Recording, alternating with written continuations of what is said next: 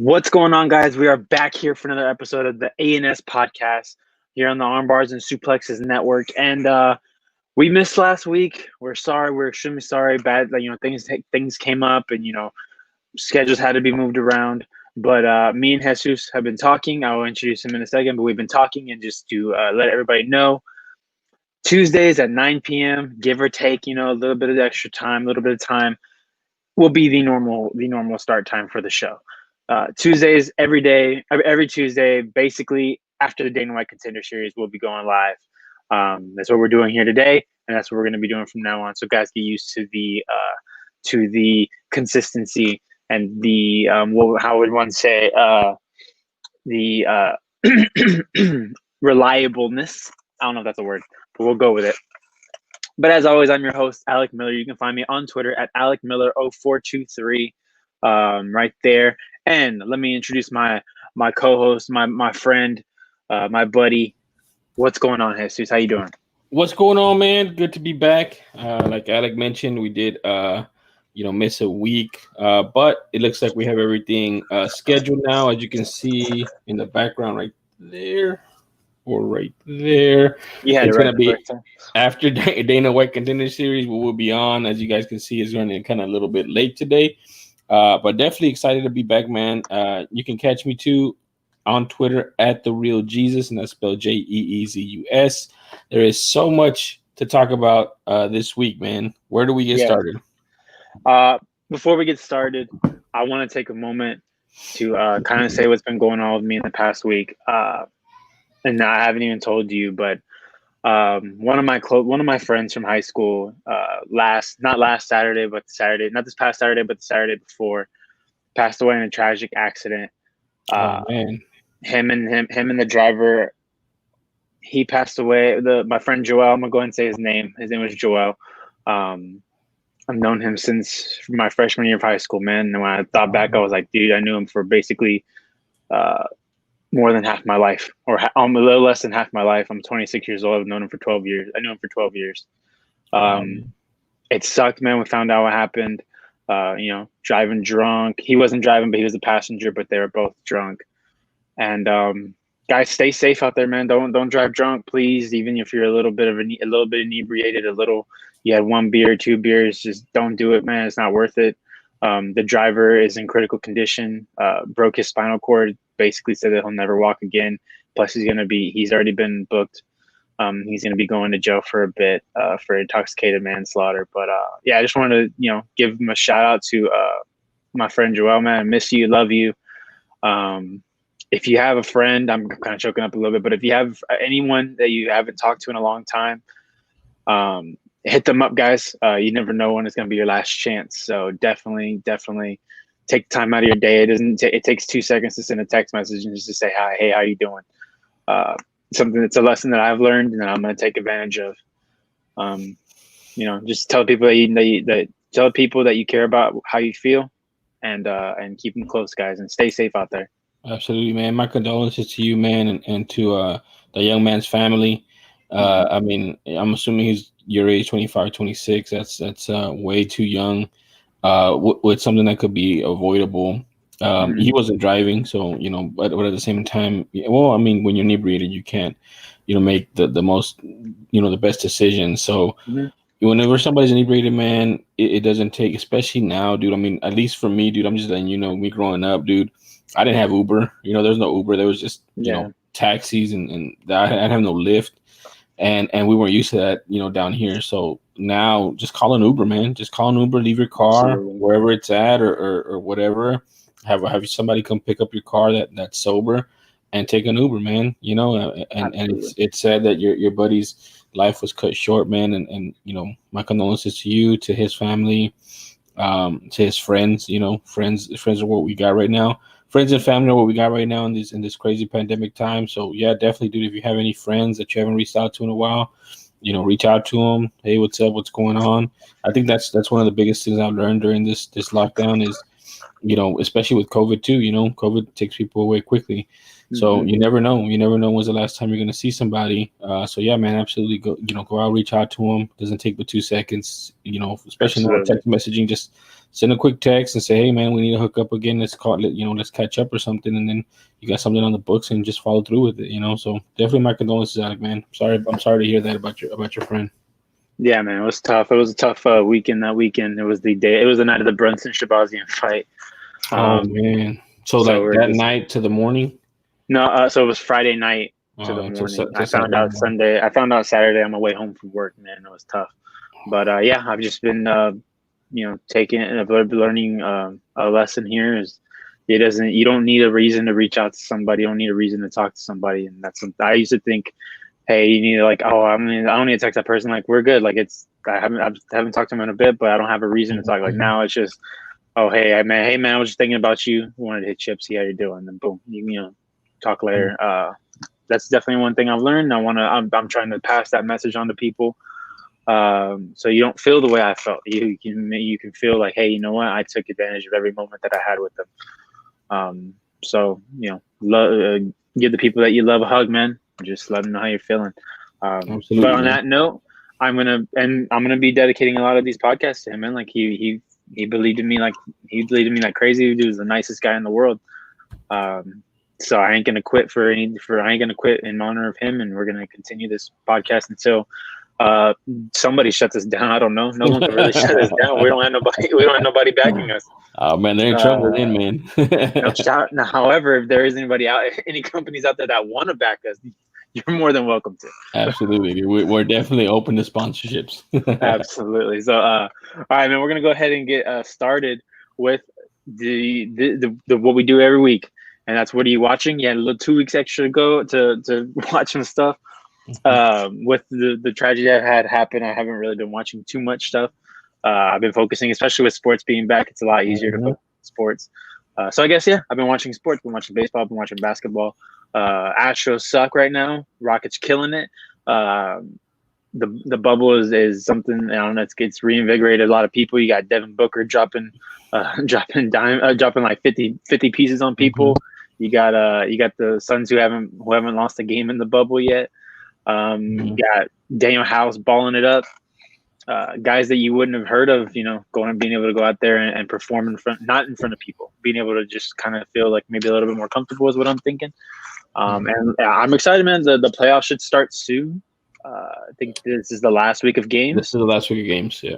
So we're going to get the playoffs started soon. Rockets, at the moment, looks like we're going to match up against the Thunder, which is not the matchup I wanted, but it's the matchup we're getting. And you know what? As long as we're not in OKC, I think it's not too bad. There you go. If we're in OKC, it's a whole different thing. But that team is tough and scrappy. But the Rockets showed that you can out rebound us. You can beat us in the field goal percentage, but we still have a chance to win. The Captain America Milwaukee game. The Captain America of the bubble, dude. You knock them down, they keep getting all day.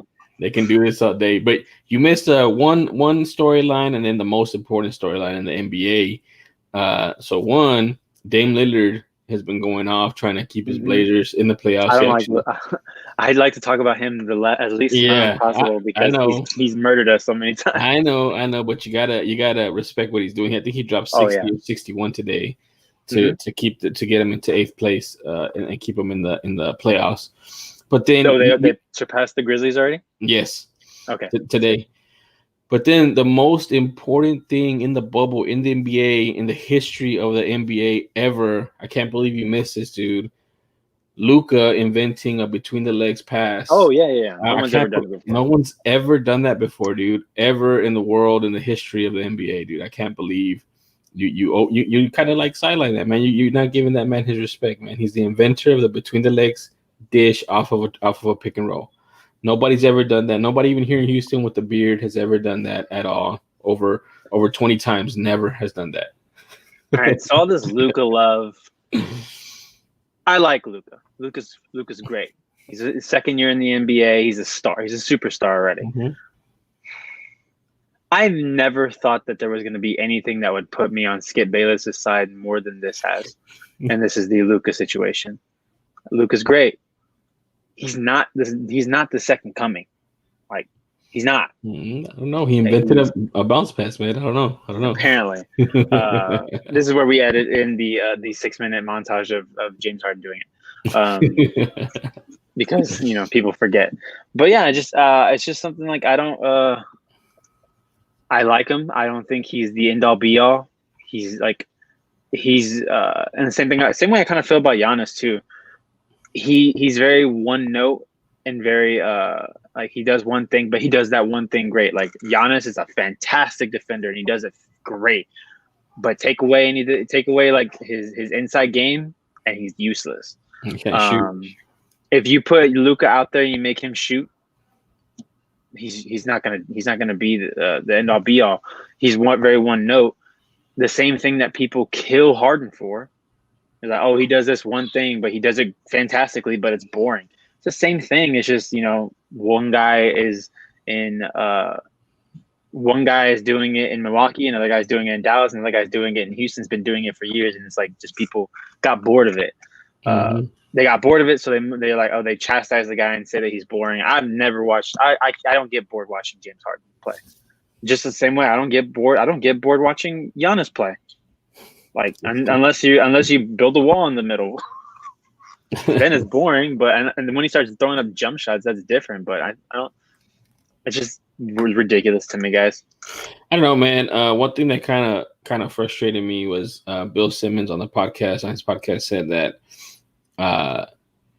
he just had the audacity to say, Luka, these are great passes and great assists, and he's making his teammates better, and that's why it's so great. But if you look at Harden, the way Harden does it is they're cheap assists. They're cheap assists. And I'm like, dude, what is he talking about, man? He obviously hasn't seen the Rockets play. He hasn't seen James Harden play in the last 3, 4, 5 years, because there's nothing cheap about the assists that James Harden has, man. I mean, he makes his team better. And I mean, part of it is automatic because he has to be double teamed. You can't you can't go one-on-one with him. That's why and Kendrick Perkins, said it well, that he hasn't seen somebody in the bubble be double teamed full court, basically, and that's basically what they do to Harden. As soon as he touches the ball, they're doubling him because they don't want him with the ball. Yep. So it's just, I don't know, man. It's just crazy, and we see it with the Astros too. This crazy narrative that everybody wants to put against Houston teams, and it's crazy. But I mean, I've been here long enough where that's not going away. The only way it goes away is when you win.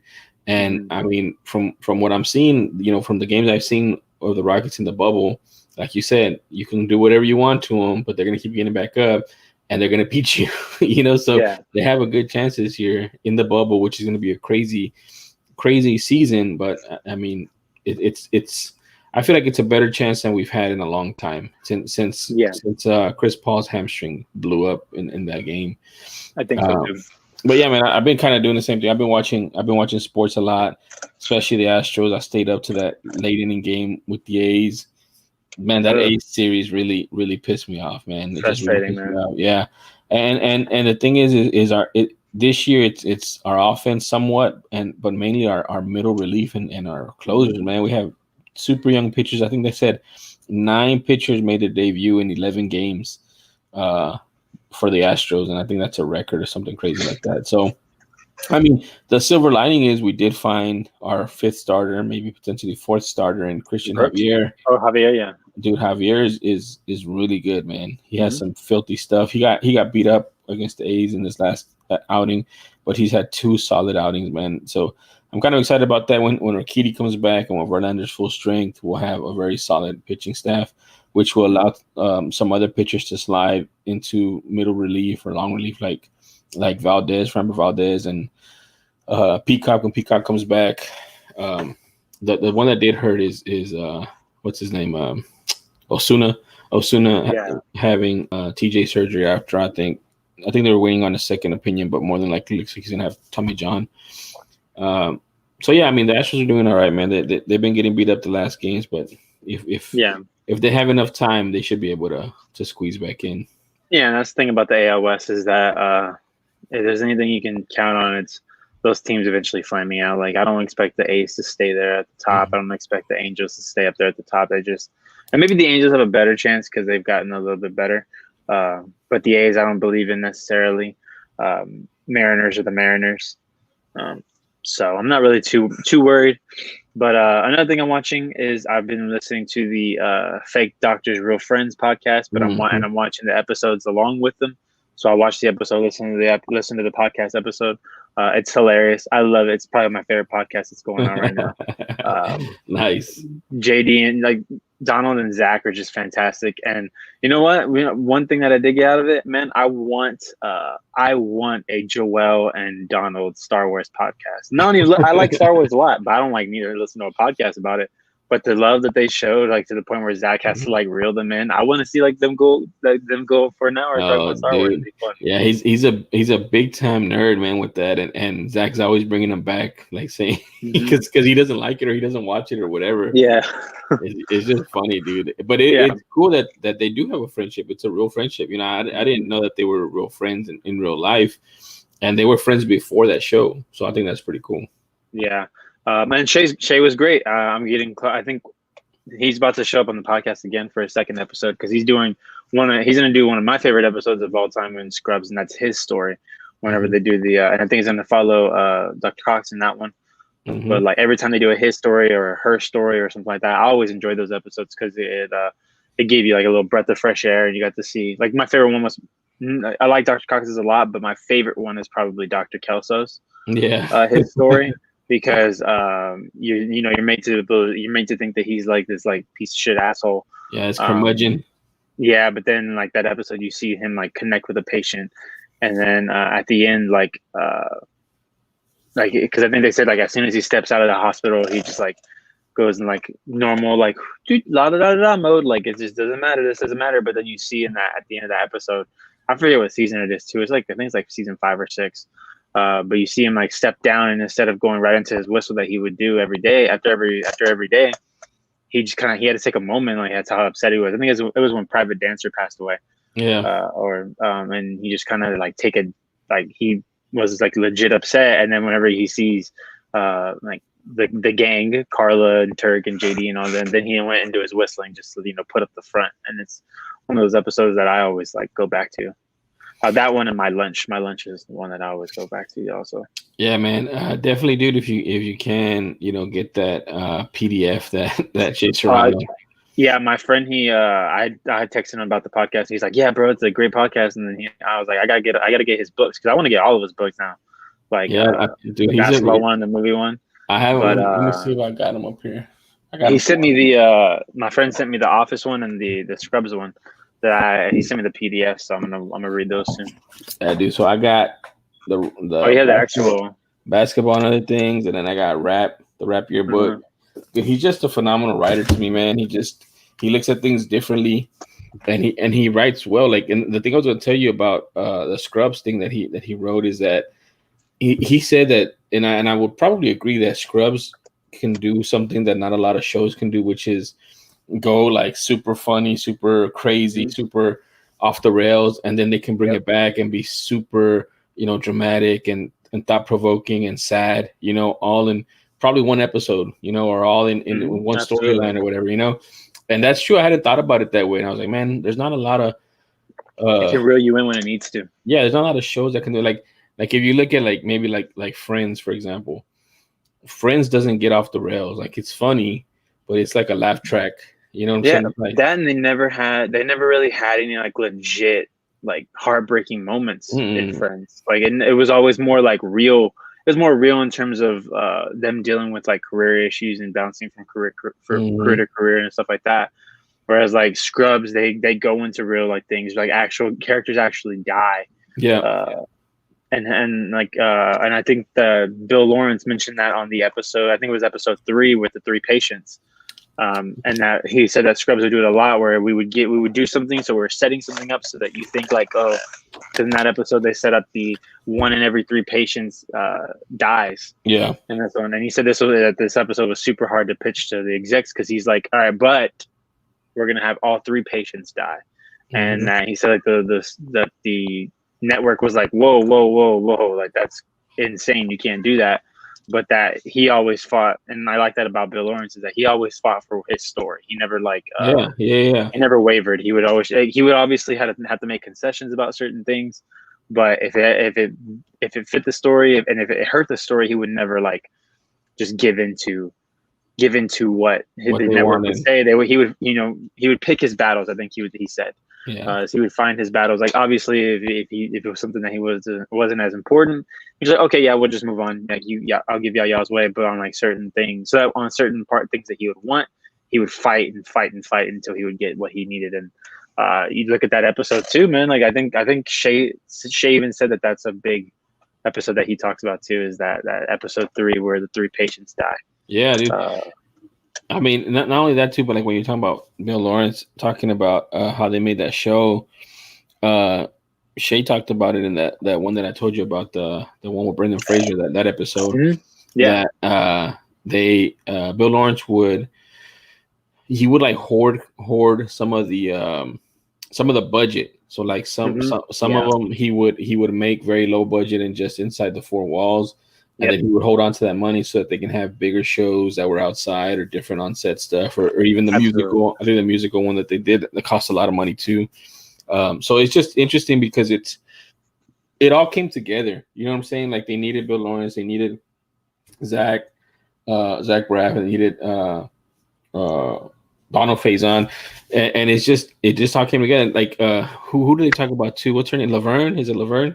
Oh yeah, Laverne Aloma. That's her real name. She's fucking hilarious in the show, and I love how they mention all her things are just one-liners. She gets in, she gets out, and then boom, like that's it.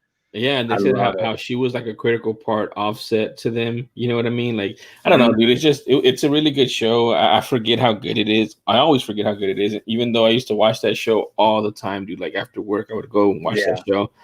But yeah, man, definitely. That's a good podcast. I think Shay's had 2 other podcasts too that are pretty cool where he talks about movies. He has one right now with the head creative guy for The Ringer named Jason Concepcion called The Connect. If you're into podcasts, and they talk about movies, and they'll pick a weird subject like mean mentors, and they'll look at movies that have mean mentors and say, who's the best one or who's the worst one or whatever. That's cool. Yeah, so, man, Shay's great. I was gonna like reach out to him and tell him like, hey man, like just listen to your episode, but I didn't. I'm gonna save it for the next one, for the next time. Like when it's actually like the week that it comes out. Because I think I had caught up. I was like way months behind, so I was like, I'm gonna wait till like I'm caught up and I can like jump in and just say, hey man, like you were great on the show, and he was like, just reach out and see if he'll reach back. Yeah, dude. I mean, there's a lot of stuff, man. I could go off on a lot of stuff about Shay offline because also he gives money on Twitter, like to random people. He does that. And then recently, man, he did this. Actually, yesterday was a deadline. He gave 5 basically like scholarships or whatever to 5 writers to write 5 chapters of rap, like something about like a rap album. And he gave him $3,000, dude. $3,000 for 3,000 words and 1 month of mentorship. And he had over 1,000 applications, or something like that, man. So I thought that was pretty dope. So he tries to give back, man. That's why I follow him. He also lived in Houston for a long time. He wrote for the Houston Press, and now he moved back to San Antonio. So dude, you mentioned that. A lot of stuff going on with that dude, man. Definitely something to kind of look at what he does and see what we can do to kind of get better ourselves. Yeah, for sure. All right, man. You want to go ahead and jump into everything we got to talk about? We got a lot to talk about, a lot to cover. Yeah, one real thing, real quick, dude. I just want to say one thing that I did watch. Go ahead. I watched what is it? The King of Staten Island. Did I tell you that? Oh yeah, with what's his name? Pete Davidson and Pete Davidson. Yeah, I heard it's great. It is good, man. It's a really good movie done by Judd Apatow. It has some silly moments and it has some funny moments, but it's also one of those movies where it's semi-autobiographical. So it's kind of sad. Pete Davidson's dad was a firefighter and was killed in 9/11 in the Twin Towers. So it's semi-autobiographical, but it's really good. It's really well done. It was written by him and Apatow and somebody else. But definitely, man, check it out if you can. I know it's like a smaller indie movie, but it's a really good movie, man. It's a good 2 hours if you have the time for it. All right, man. No, well, that's actually one I want to check out for sure. All right, man. Let's go ahead and get into this crazy thing, man. So we're gonna cover first the Brunson versus Shabazian card. Big time fight here in the middleweight division. You know, Shabazian, young up and comer. Brunson, the wily veteran, looking to stay on, looking to keep his kind of winning streak going. You know, get to the top of that division before he's got to call it quits for a career. But we'll get to that fight soon. I'm looking at the prelims. Not necessarily much I want to talk about on the prelims. You know, serviceable card. You got Jonathan Martinez getting a TKO victory in the third round, which is cool. I think the last one was the one that he was robbed in. I can't remember entirely, but we're gonna go ahead and get to the other stuff, man. We have so we didn't get Kevin Holland versus Trevin Giles. Unfortunately, Trevin Giles passed out basically on his way to the octagon. Yep. And was rushed to the hospital. I think they said that he's still kind of recovering from whatever happened. So, you know, Kevin Holland unfortunately didn't get to fight. He did get to fight last week, so that's great. Or this past weekend, so that's great. But yeah, so all love out to Trevin Giles. Hopefully he makes a quick and speedy recovery and he's able to get back into the octagon. Houston's own. Yeah, man. Houston police officer, if I'm not mistaken, right? Yeah, HPD. Yeah. So yeah, so but we're gonna go ahead and jump into the next one, and this is the actual fight of the night, and it's a lightweight fight between Lando Venata and Bobby Green. I was kind of in and out on this fight, so I'm gonna let you take the reins on this one. Tell me about this fight and what did you think of it? Well, I mean, I think it was a rematch, right? I think they fought before. I'm not sure. Yeah, let me check. I think they fought before, and it was. Let me see. Where's it at? This is the one where I jumped in the very end. It was a draw. They fought at UFC 216 in 2017. Okay. 3 years ago was a draw.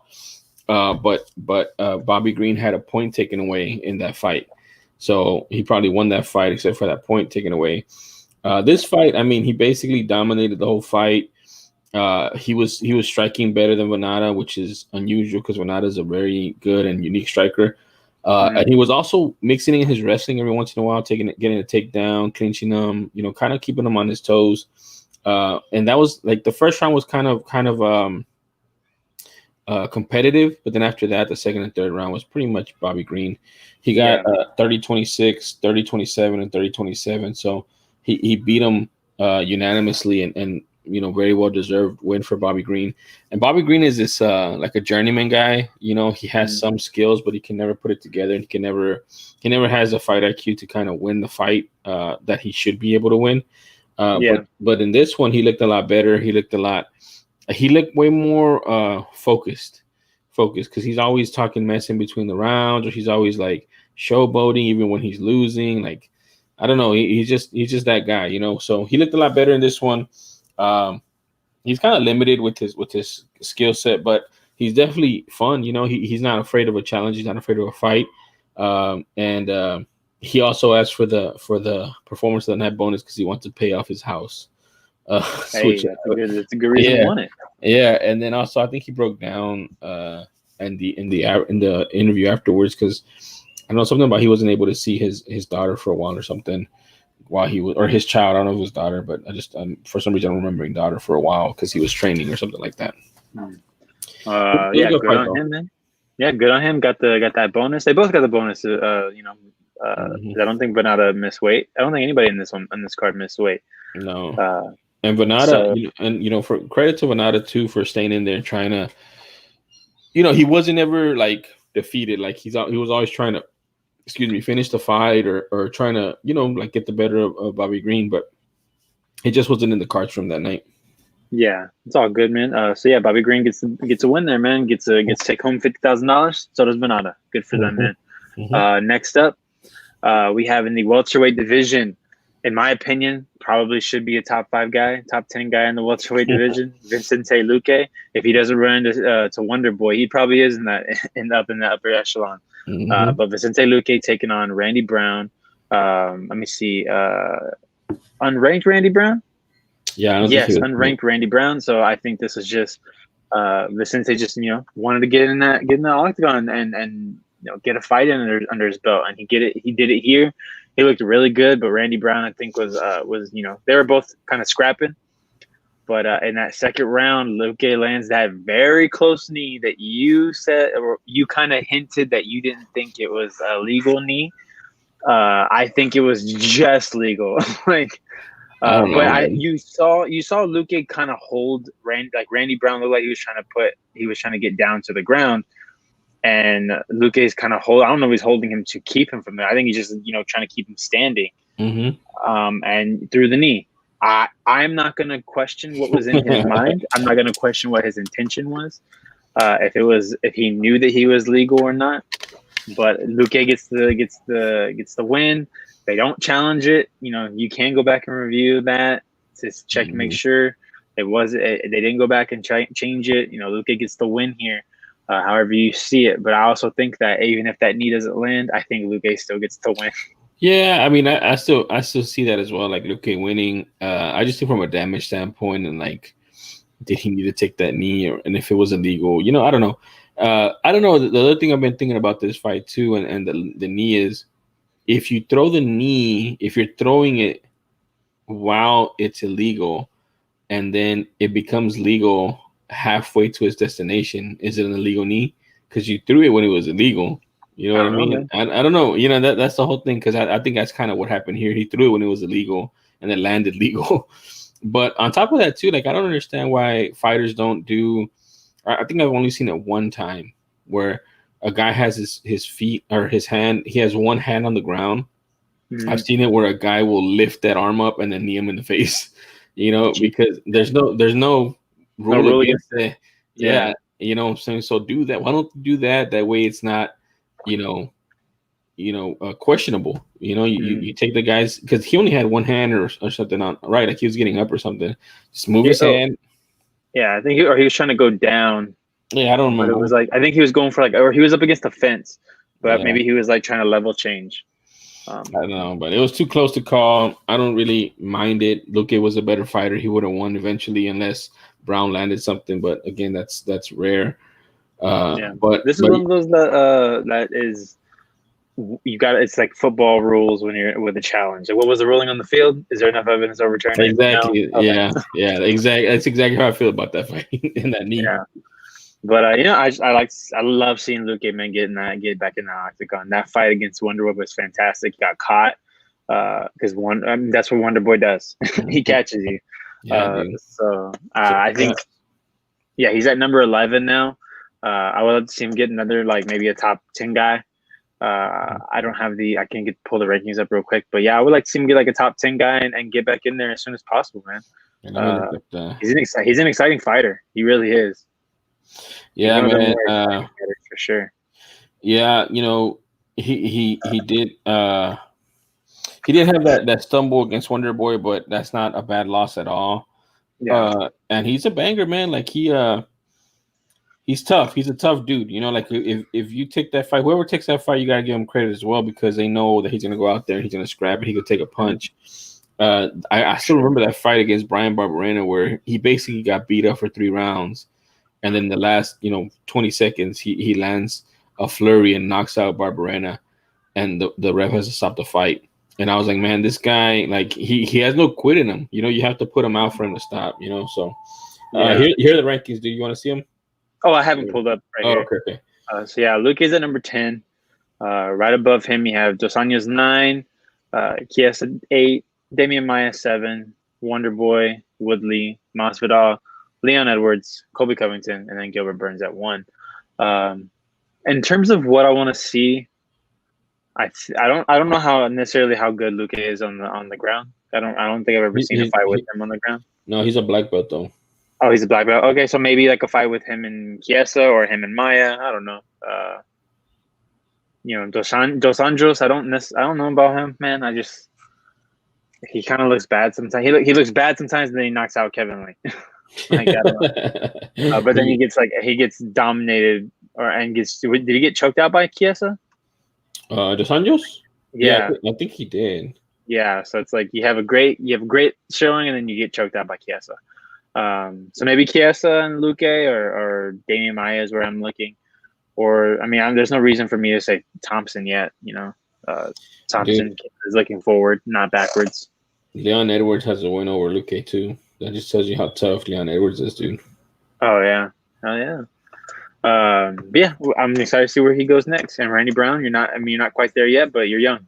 You'll be all right. Next up, the dumbest move of the week of that week was JoJo Calderwood. Joanna JoJo Calderwood taking on Jennifer Maya. Joanne was basically guaranteed a title shot against Shevchenko, but Shevchenko was going to sit out until, as we know now, November. JoJo decided not to wait.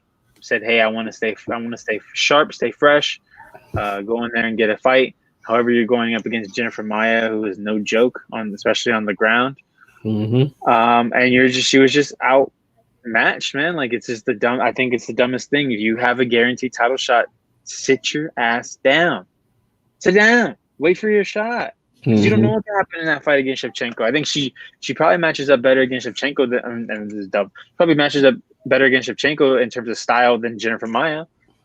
Because Shevchenko will stand up with you if you want to, and then maybe you realize, oh, I'll have an easier time taking you to the ground and tapping you out. But more than likely, that first 2 rounds, she's going to stand up with you, and that gives JoJo a decent chance against Jennifer Maya, who's I'm assuming is a black belt. I don't know for sure, but I'm assuming she's a black belt. Yep. Knew exactly what she wanted to do. Didn't play around. Didn't mess around at all. And took care of business. She went in there to take her down and tapped her out. I don't remember what the submission was. If you remember, can you tell me? It was an armbar. Armbar. There you go. So it was an armbar. Get her real quick and go home. It was 4 minutes and 29 seconds in the first round. Performance of the night, gets to take home a nice little $50,000 and get called. Not only just the Dana saying you had the title shot. To get called out immediately by Shevchenko saying, "I'll see you soon." That's high praise, man. That's high praise. That guarantees you a shot right there. Yeah, and I think that's something that we struggle with, me and you both, because we're so upset at JoJo Calderwood for taking this fight. But also we have to give credit for Jennifer Maya, man, because she went in there, she took care of business. Like you said, she took all the momentum that Calderwood had, plus she got $50,000, plus she took her arm home. And now she has a matchup against Shevchenko, which, I mean, I don't think anybody wants a matchup with Shevchenko, but that's what she got nonetheless, And, on the flip side of that, Calderwood, man, yeah, it's just a bad move, man. I don't think I've seen many like situations like this turn out good for the person that has the fight coming up. I think the only one that it was I think Covington did one recently where he was waiting for so long, and then he took an interim fight and he won it. I think it was maybe against Dos Anjos. I don't even remember. And so he still guaranteed himself a title shot. But still, man, it's just few and far between. If you have a title shot, wait for it. If they've already told you, if they haven't told you that you're getting a title shot, then you need to do something else to remind them. But if you already have a title shot, just wait, man. Just wait. Yeah, your mind is focused on the title shot. You're preparing for that person. They're the top of the heap, and you're not preparing for somebody else that's a jiu-jitsu expert that's going to take you down and maul you on the ground. So it's just bad, man. It's just an overall bad situation. I feel bad for Calderwood. She's been working hard. She's been winning a bunch of fights, and now she has to start all over again. Yeah, man, and it's because with the Colby Covington situation and even the Tony Ferguson situation are different because those were interim. Because I would have said the same thing if that wasn't an interim fight. If it was just Gaethje jumping in to fight Ferguson for the sake of fighting him, I would have been like, no. I think I even told you that because that was being rumored, and I was like, no, don't take it unless it's interim. Don't take it. And then they announced that it was going to be interim. I was like, yes, that's a good move. Obviously you just fought it wasn't your night that night, so it is what it is. But you lost to the quote unquote champion, or you lost to the guy who was going to be fighting for the championship. And with this one, like they weren't Shevchenko wasn't taking an extended amount of time off. She was just kind of just saying like, I need a vacation. Like I already ran through this division, let it kind of sort itself out, and JoJo can wait for me. But I'm gonna go on a little nice vacation with my sister who lost her last fight. Have a good time.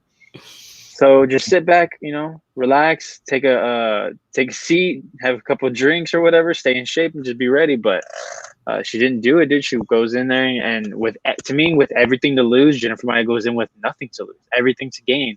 Mm-hmm. And she didn't. And you're right. We have to I'm not going to take away any credit from Jennifer Maya. I'm not going to say like, oh, she got lucky. No, hell no. She went in there and executed her game plan, took her down, got her in the armbar, and called it a night. Yeah. And took home a little extra 50,000 on top of it too. Like I'm not gonna take anything away from Jennifer Maya. Fantastic work. Do what you need to go do. Take care of your business, and now you got a date with Shevchenko. I don't know if anyone's necessarily looking forward to that. If you're Jennifer Maya, but you got it nonetheless, man. You got your chance, and anything can happen on any given day. Exactly, man. Exactly. I don't know, man. I mean, I also question her management, dude, of Calder Woodford actually taking this fight. Mm-hmm. I don't know. I know it's just kind of baffling to me, man. But again, we're outside looking in. I don't know when was the last time Calder Wood fought. Maybe she needed the money, but she just cost herself a ton of money going forward. So yeah, and now you look at it. She's at 5, tied with Jessica I at 5, and then above her you have Lauren Murphy. Maya has the shot. Calvillo, who jumped up and jumped up to number 2 because of her win against Jessica I. Mm-hmm. And Chikagian. So you have 2 people that you don't necessarily want to fight because Chikagian and Calvillo fight the same way in terms of they're not going to go in there and scrap with you. And JoJo's looking to scrap. She's looking to stand up with you. The only one I can see her maybe winning against is Lauren Murphy. She'll go in there and because Lauren Murphy will stand up with you all day long. We saw that against Roxanne Modafferi. Yeah, where they just stood up and scrapped the entire time. Not like trying to knock each other out when both of them looked like they knocked each other out at the same time. But so maybe JoJo takes that fight against Lauren Murphy, or I don't know who wants to fight Jessica I right now. Like she just seems like she's so hit or miss. It's like if you go in there and you fuck up Jessica I, like who are you really impressing? You know what I mean? I mean, yeah, because she looks so bad against Shevchenko, but I mean, she's pretty good, dude, for that division, and it's just she's gonna be the ultimate gatekeeper, man. She's just one of those people that just can't quite, when the lights are on. Mm-hmm. She kind of disappears, like because I mean, she looked great against was it Lipsky? Yeah, she beat Lipsky in 3 rounds. I think she dominated for 3 rounds and then looked really good. Then she goes up against Calvillo and gets dominated for 3 rounds. Yeah. So it's just like you're just gonna kind of be that middling. She's not quite a gatekeeper because she's still at the 5 spot. And to me, if you're a gatekeeper, you're like on that your fringe, your fringe like top 15. But she's like a gatekeeper to like the top of the division. Yeah, I think that's what she is. If you want to see if you're ready for Shevchenko, you go in against Jessica. Exactly. Yeah, I get you. I see what you're saying for sure. All right, but let's go ahead and move on to the main event, man. Derek Brunson versus my guy Edmund Shabazian. And I'll say right now, man, that first round, it was starting to look bad, and then he kind of was scrapping and looked like he was trying to find. He was like, I thought like, you know what, going in the second round, he gained a little bit of confidence. Going that second round and kill it, and then he got dominated in the second round. And then that third round, he was just gassed, man. Like he had no energy. You can see that he hasn't gone to a final round in a long time, if he even has at all. I don't even know.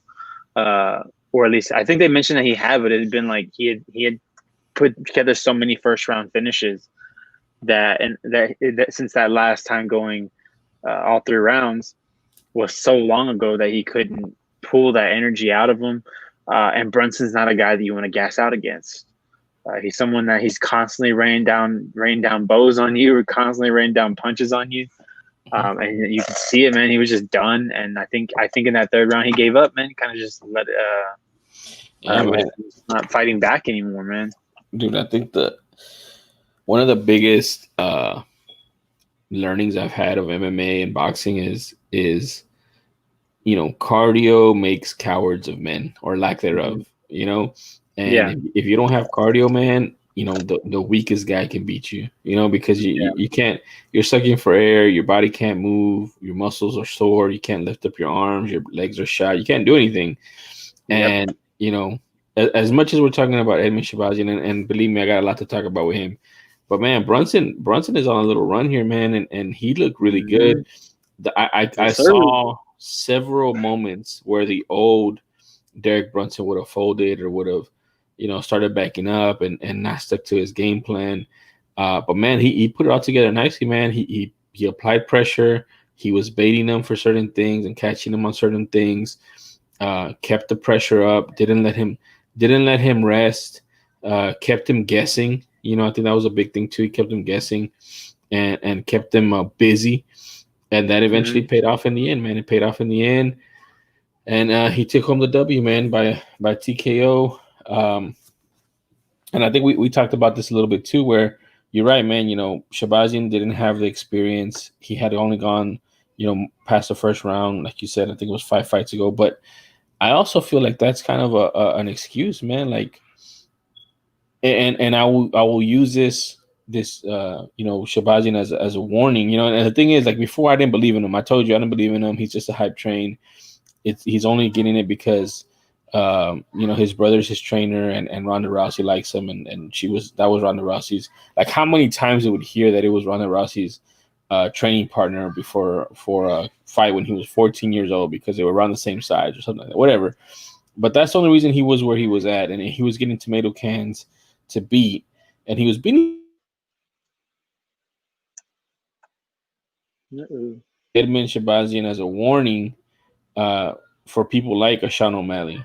Sean O'Malley's riding high and he's been knocking people out and this and that, but he's about to get some stiff competition with Chito Vera, and we're gonna see what he's about. If he really is a fighter, if he really is gonna be in the top of the division soon. And with Edmund, like I told you before this fight, I thought he was hype. With this loss, I feel he actually has something, because he did show something. He showed some skills. He showed a little bit of grit that I hadn't seen before. And again, he lost. Which I've told you time and again. You have to learn how to lose in the UFC, man, because you think if you're undefeated, you think you're the best thing since sliced bread. But there's guys that have been taking your people's lunches for 10 years. I mean, Brunson's been in the UFC for a long time, and he's beat former champion in Lyoto Machida and knocked him out. And he has some good wins, and he has some, he's fought, like I said, he's fought tougher fighters than Edmund Shabazian. And that experience, came up in spades for him, and he was able to take this big win and derail the hype train of Edmund Shabazian. And now he's starting to call out the top of the division, which we talked a little bit about this, like who makes sense for Derek Brunson. But man, at this point, I think he's 36 years old. This is his last run. I think this is his last run, and it's all coming together at a little bit later time than you'd expect. A little bit past his prime, I guess. But his experience and his athleticism is making up for some of that past prime. And now he's putting it together with his fight IQ and his coaches. I think he gave a lot of credit to his team, his new team. I think he has a new team or something. Ever since he's been with them, he's undefeated. Yeah. So there is some exciting matchups again, man. Some rematches that he might want to do, or some matchups that we haven't seen him fight at the top of the division. But yeah, man, I'm excited to see what Derek Brunson can do now at the top of the division. But then also, I'm kind of now excited to see what Edmund can do if he goes back to the drawing board, gets better, and then we see a new Edmund Shabazian that has cardio, that can push the pace himself, and see where that kid goes now. What about you, man? What did you think of the fight? Oh man, you're stuck again. Can you hear me?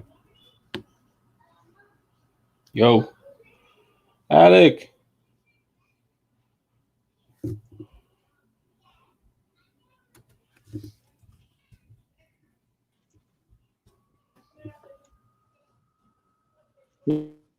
Yeah, for sure. I can hear every third word. I can hear every third word you're saying. Like, maybe fourth. But I wasn't like.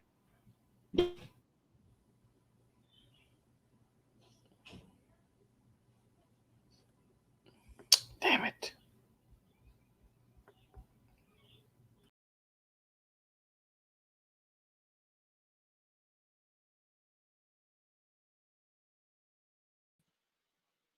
What the fuck, dude? Come on. All right, guys. Sorry, we're having some technical difficulties here. Give me 1 second while I try to get while I try to get Jesus back in here. This is getting ridiculous. Wi-Fi sucks, everybody. It's kind of annoying, but please, guys, hang with me, and we'll try to get this settled. I'm trying to get Jesus back in here. So give me 1 second, guys. Just hang with me, bear with me, guys, real quick.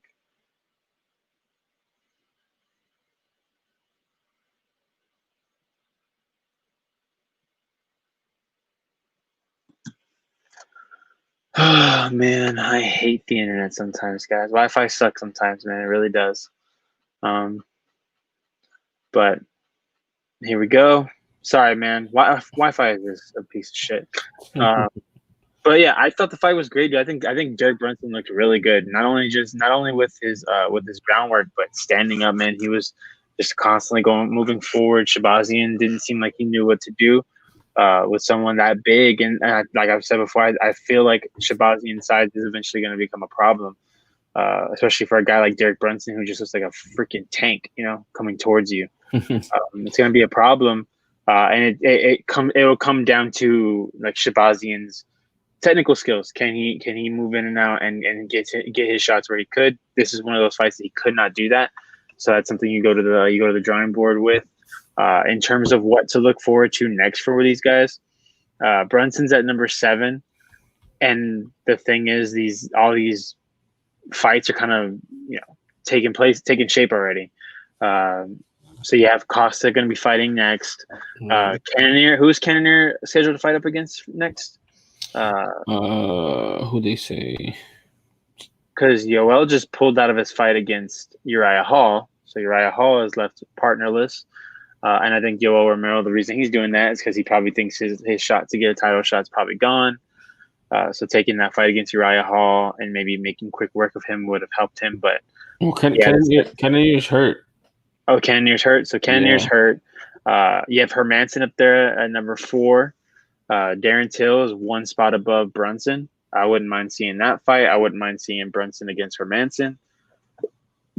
Whitaker can kind of just sit back and I guess wait for. Oh no! They already announced it. They announced Whitaker versus Cannonier. Okay, so then you have that October 24th. Basically, a number 1 contender fight. Pretty much, yeah. Right there, and then you have. So I would say maybe either Hermanson or Till for Brunson. If I'm Brunson, I'm hoping a little bit more just for Hermanson, just because of the fact that Hermanson's ranked number 4, and getting a win over Hermanson would be big time. However, Hermanson is very good on the ground. That'd be a little worrisome if you're Brunson. But if you're on such a hot streak, maybe take that fight. It's the quickest way to the title, I think. Because if Yoel Romero's going to be out for a bit, that's really the only other guy I would say take a fight against. The thing is, dude, like I would like to see him against a Till and even a Gastelum, but those guys are coming off of losses, exactly, which sucks because I think those are better fights than the one against like a Hermanson or Romero. Or Romero, yeah. Because Romero's coming off a loss too, no matter how you look at it, even though it was a weird ass fight, man. But come on, 2 straight losses. Yeah, and the thing is like we kind of like. I guess we don't see it as much because we're just fans and outside looking in, and we're like, okay, well, he's like, I think Brunson's like on a 3-fight winning streak or something like that. Yeah, he hasn't lost. The last time he lost was against Adesanya. Okay, and so how many? He has 3 in a row. I think so. So he has Elias Tribudo. I had it pulled up. Shoeface. Didn't he beat Shoeface too? I think he beat Shoeface. Was it Jacare? Did he beat Souza? No, he lost to Souza. Oh, he lost to Souza. He lost to Souza twice, I think. I had it pulled up, but then with the let's just say he's like on a 3-fight win streak, I think. But and we're like, okay, well, he's on a 3-fight streak, but he's paid his dues, man. Like he's paid his dues. He's been around a long time. He's fought last minute. He's fought bad matchups. He's fought anybody and everybody. He like I told you, I think I sent it to you. He's quietly putting together a really good resume of the people he's beat.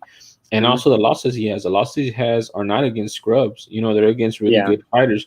So I don't think it'd be fair to put him against somebody coming off a loss like a Darren Till. I think it's more he should wait for the right opportunities to fight the guys that are going to get him closer to a championship fight Mm-hmm. to Yeah. challenge it, and he deserves it. He's put in his due. He's worked at his craft. He's gotten better. So just relax and either you fight a Hermanson who's out for win, or if you don't think that that's going to get you closer to a championship fight, you wait and then you fight the Mm-hmm. winner of Cannonier and Whitaker if that person's not already going to be a next title contender, or you fight somebody Yeah. that's ranked higher that's going to get you to where you want to go. The loser of Costa Sanya. There you go. You can fight that one, and that will definitely. Whoever if it's Adesanya losing, then that's a rematch for him, and if he wins that fight, he deserves a title shot. If it's Costa losing, the guy just lost to Adesanya. That's the only loss on his record, pretty much. Mm-hmm. And you beat this guy who just challenged. So now you get a shot at redeeming yourself against Adesanya and doing a 2-for-1. You redeem yourself against Adesanya, and then you win the championship at the same time. So yeah, man. Yeah. If I was him, I just wait and see what gets him closer to challenging for the championship. Yeah, I guess my only pushback on that would be is that Hermansson's in the same boat as Brunson at the moment too. But Hermansson has a loss though, sooner than. I'm looking at ranking though, man. Like I'm looking at the fact that he's number 4, Brunson's number 7, but everyone else, Till coming off a loss, Romero coming off a loss, Cannonier and Whitaker is scheduled, so maybe look at that, and then Costa's set up. Everyone in front of them is kind of taken care of. So then you'll have 2 guys basically sitting off to the side waiting, and then it becomes who do you give the title shot to? Yeah, but at the same time, sometimes you want to do that as a matchmaker because you want to keep guys that can challenge for the belt. You know what I mean? Like mm-hmm. you like if not you get into the thing that we had in heavyweight where it's like, well, who's going to challenge for the belt? All these guys are coming off of losses. You know what I mean? Now you're saying that. So you're not saying that now. Well, yeah, but back then when we were talking about it before it kind of shook out and you had things change in an instant. Yeah. But for example, Hermansson he beat Kevin Gastelum with the slick heel hook, right? Before that, he got TKO'd by Jared Cannonier nasty. Before that, he was on a 4-fight winning streak, and then he had lost before that. So I'm not saying I'm just saying, hold on, he's been around for a while too. I don't know. I just feel like Brunson's win streak right now, he's hotter, and yeah, Hermansson's ranked higher because he went on a little win streak, but he got knocked out by Cannonier recently. Mm-hmm. So I don't know, man. I mean, if I'm Brunson, if they tell me if you fight Hermansson and you win, you get a title shot, okay, I'll probably take that fight. But if they say, oh, well, we want you to fight Hermansson and we'll kind of see what happens after that, how things shake out, I'll wait. I'll just wait, All right. We're going to go ahead and move out of here, and we're going to go to straight into the Dana White Contender Series, man. The first episode was last Tuesday, and I was super excited to watch this, man. Unfortunately, I didn't get to watch it live, but I caught it the next day, and it felt good to be back, man. It really did. It just felt good. Immediately, you have a first round finish, a first round submission right there in the first round. The weirdest thing I've seen was the very awkward split. It's weird. I liked it, man. I mean, to me, it's something, and how I feel like it's something that's gonna you're gonna definitely stand out. I don't have to necessarily I don't even dislike it. It was just that was weird. You know what I mean? Everybody said that was weird, man. It's all good. If he continues to do it, all power to him. I have no problem. It's all fun and games, man. Because he looked like he was in there having a good time. I ain't gonna be mad at him for having a good time. It was Jordan Levitt, right? Jordan Levitt's the one who did it. So yeah, Jordan Levitt was taking on, and this is a lightweight fight. Jordan Levitt taking on Jose Flores, and this is the kind of fighter we don't necessarily have a lot of in the lightweight division. So he is a welcome addition to the lightweight division for sure. The dude, and he's one of those guys that makes it. He could probably be like a Bryce Mitchell kind of guy where even though he went straight to the ground, he pulled the Ben Askren, went right for the takedown immediately. I would probably advise against that. Don't do that in every fight, because eventually you will get caught with that knee. you know, he did the exact same thing, went down. But thing is that all that groundwork, it was exciting. He didn't look like he was ever in trouble. He looked super comfortable on the ground, and made Jose Flores look like a scrub. And from what I've heard is that Jose Flores is no scrub. Yeah. But he made him look like one, and that was a good sign. So I 100% agree with the fact that that was the first contract that should have got handed out. Yeah, man. I mean, he had a great finish. Arm triangle chokes are not easy by any stretch either. So that was a great choke. But you're right, man. I mean, he has a total package. That guy's memorable. Everybody's gonna remember that guy. You know. Yeah. So he has his little split afterwards, and then he had a great showing. So he's definitely gonna get the contract, and he did. But yeah, like you said, it adds a different dimension to the lightweight division. And again, I mean, we're gonna see him soon. I mean, all these guys that are fighting on Dana White Contender Series are fighting within like 6 months of when they make their debut. So yeah. I'm looking forward to it, man. For sure, man. And I'm excited to see him go up against one of those guys in the lightweight division. Lightweight division is very, very striker heavy, but then at the very top, you got the man, Khabib. Yeah, Khabib. So it'd be interesting. Like, if I know it probably won't happen because by that time Khabib will retire. Will probably be retired. But if Jordan Levitt makes his way up there and Khabib's like, fuck you, why not? Like, what would happen? Because he's so fluid, and Khabib is so just he grinds on you. It's dirty, you know what I mean? Like, not dirty in terms of it's cheating, but like dirty, it's just like you got to go in there and get your hands dirty. Whereas Levitt's style is very clean. It's very polished. Yeah, I mean, I've told you before that Khabib puts a hard hat and he has his lunchbox with him when he goes because he's going to work. He's not out there, finessing and looking pretty. He's not having fun.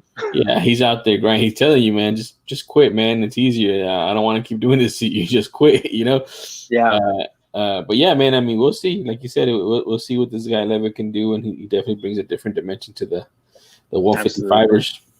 Definitely, for sure. All right, this next one, flyweight, man. This was a very controversial decision from the refs. I happen to, and I don't agree with him a lot of times. I agree with Dana White on this one. The wrong guy won. I think. Why am I playing? Luis Rodriguez looked fantastic, man. He's got the power. He's got that power you like seeing in a flyweight. He can knock out anybody. And he was technical, and I think he got taken down a few times, and then he got comfortable. And it was funny. Like, it was like as soon as he realized, hey, like I can take his hits, I can take his punch, and two, I can work with him on the ground. He was fearless in those last 2 rounds. Yep. I guess that one, I don't know how any ref saw that as 30-27 Jerome Rivera. That's absolutely preposterous. I could see a 29-28. Giving it to Jerome, you could probably say that because I think Luis didn't get comfortable until that second round. Yeah, and even in that second round was a little close. I think the only reason I gave it to him is I think he rocked him in that second round, if I'm not mistaken. But yeah, so yeah, I completely 100% agree with Dana White not giving the contract to Jerome because he didn't win that fight, in my opinion.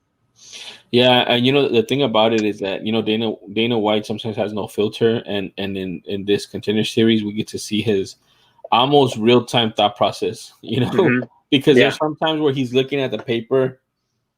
He did. All right, man. Go ahead. Go ahead. He does it in the last fight. Yeah, like go ahead and come on. We're gonna put you in the UFC. Like he's thinking it through, and in this one, it was that like he didn't think that guy won. Yeah, he didn't think that guy won, and it's in that sense it is refreshing to see that from Dana White, where I think that's kind of like the fan in him, where he knows this guy didn't win, so I'm not gonna give this guy a contract. I don't think he'd be so bold as to give the loser a contract unless it's a beat down one way and they give it to the wrong guy, like a robbery. Yeah, that would be a statement, and that would kind of be an FU to the judges. But yeah, man, this one I agree. I had Rodriguez winning, and the wrong guy won, which it's just I don't know, man. I don't know what these guys see, man. Sometimes I really don't.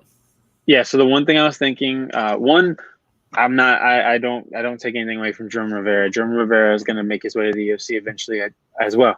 It's the same thing with what was it? Not Quarantilla, but Elon Cruz, Oh yeah, and the guy that he fought. And I think I said was stay ready. Like stay, even though you lost the fight, stay ready, because if Dana comes calling, yeah, to me, like when you look good, whether you lose or win, I think Dana puts you on a list. yeah. I agree. If anything happens, I think you look at Hannah Goldie from last year. She lost. I mean, she won her fight, didn't get the contract, and then a couple months later, she was fighting on the UFC card. She was, and now she's employed by the UFC. So stay ready, and I'm gonna say the same thing to both Luis Rodriguez and Jerome Rivera. Just stay ready, get back in the gym. You're gonna get the call because Jerome Rivera didn't look horrible. He didn't look bad. He looked really good. I think if against anyone else with not as good of a chin, Jerome Rivera knocks that dude out, knocks somebody out. And I think same thing with Luis Rodriguez. Maybe if he's not fighting Jerome Rivera, he knocks that dude out because that dude fucking swings. He's swinging bricks, man. Like the way he was swinging, man. Those leg kicks were nasty too. So yeah, good fight from both guys. It just didn't go the way that it probably should have went. I think that Luis Rodriguez should have won and should have got the contract. Because I think if he would have won, he would have got the contract. Especially with the flyweight. Flyweight division is one of those divisions that you if they look very impressive, whether they get the finish or not, you sign them because they can make their way. Look at Alex Press, making his way through the division. Yep, all the way to the top. All right, next up, this one was my most impressive one. Uros Medic taking on Mikey Gonzalez, and in my eyes, Medic made Gonzalez quit. Yes, man. Gonzalez didn't want no more of it. That kick to the body, it sounded like a fucking gunshot. It sounded like a 2x4 hitting something, dude. Yeah, man. It was just, oh my god. Yeah, that dude's good, man. He's exciting. I want to see him fight again. Like a selfish MMA fans like, dude, he only went two minutes in the first round. Come on, put him in there again. I think he told Dana that he could go like right away. Yeah, he wanted to. He was telling him he wanted to go. He wanted to fight again. So like, I think he's like, I want to get on the next card as soon as possible. And this is the complete opposite of the first fight where you add Levitt because he brings a whole different dynamic. You add Medic because he can strike with the best in that division, in the lightweight division. Like all of a sudden you got I think to me a top-notch striker in that division. My only question is, how does he look if you can get past that first round with him? But when he's throwing body kicks like that, you might not make it. Yeah, well, the thing too, like with that body kick, that was just a perfect body kick, but he has power in his legs and he has like skills and form. I mean, he can beat up legs too. You know what I'm saying? Like he can just go from body to leg, and the body kick is obviously more rare to get a finish that way. But if he starts beating up people's legs, man, I mean, that's a tough guy to beat whenever you have that skill set. I mean, you look at Jose Aldo, his rise to champion at 145 was predicated on those leg kicks. Those leg kicks made people switch stances. They were afraid of him. I think he knocked some people out with leg kicks, like TKOs. So that's a skill set that is. I don't want to say it's rarely used, but it's definitely underused in MMA right now. And this guy Medic can probably use it, man, especially if he's knocking people out with body kicks. Yeah, for sure. I mean, this is the one. The way he crumbled, man. It's just that's a sight that doesn't go away. Like it's just one of those beautiful moments in MMA when someone just crumbles. Like your body just says no. Yep, that's it. I'm done. Yeah, and you have no control over it. You can't do nothing. You can't talk yourself back into it. Your body said no. Like I don't want to get kicked again. So Medic gets the win and very well deserved contract. This is another one, probably my top one. He was probably my how they do the top rankings. Medic is probably my number one of that night. Levitt being underneath that, and then Luis Rodriguez being. Oh wait, I can't say him. Dustin Jacoby being 3, and then Jerome being 4 through no fault of his own. So now we got the main event, light heavyweight. Dustin Jacoby, Ty Flores. Oh man, this was just sad to see, man. Uh, this is another one. If he's fighting anybody else, I think Dustin Jacoby finishes him. But Ty Flores would not go away, and there was a moment in that final round where I thought Ty Flores could have beat him, could have beat Dustin Jacoby. Yeah. Dustin Jacoby was gassed, was done after that. I think it was the second round or the first. Because dude, the way he throws combinations, it's like he wasn't missing. Like each punch of that combination was hitting, was landing, and the fact that Ty Flores was able to stay in there, but but no, you can't say nothing about the rest because he was moving, constantly trying to get back up, moving, and he was defending himself intelligently. So you couldn't say like, oh, it should. Like, you could have said it should have got called or could have got called, but you can't be like that was ridiculous, ref. Like it was like no, he was moving and getting up and defending himself. But it sucks because I wanted Jacoby to get the finish. I mean, he does win. He does get the win, and to my surprise, got the contract. Yeah, I wasn't expecting that. I didn't think he was gonna get the contract either. And one thing to say about Ty Flores is he's a tough dude. But if I'm not mistaken, Dustin Jacoby normally fights at 185, so he was probably a smaller light heavyweight, and so the power just hasn't come up yet. He didn't have that power that he normally has at 185. But man, he was throwing the kitchen sink at this dude, and he wouldn't go away. So Ty Flores, he's a tough dude, man. I mean, that I'm sure some of those he'll get called back next week. I mean, next month, next season. I mean. Yeah, I mean that's what I'm saying. Like he didn't lose a lot by losing this fight.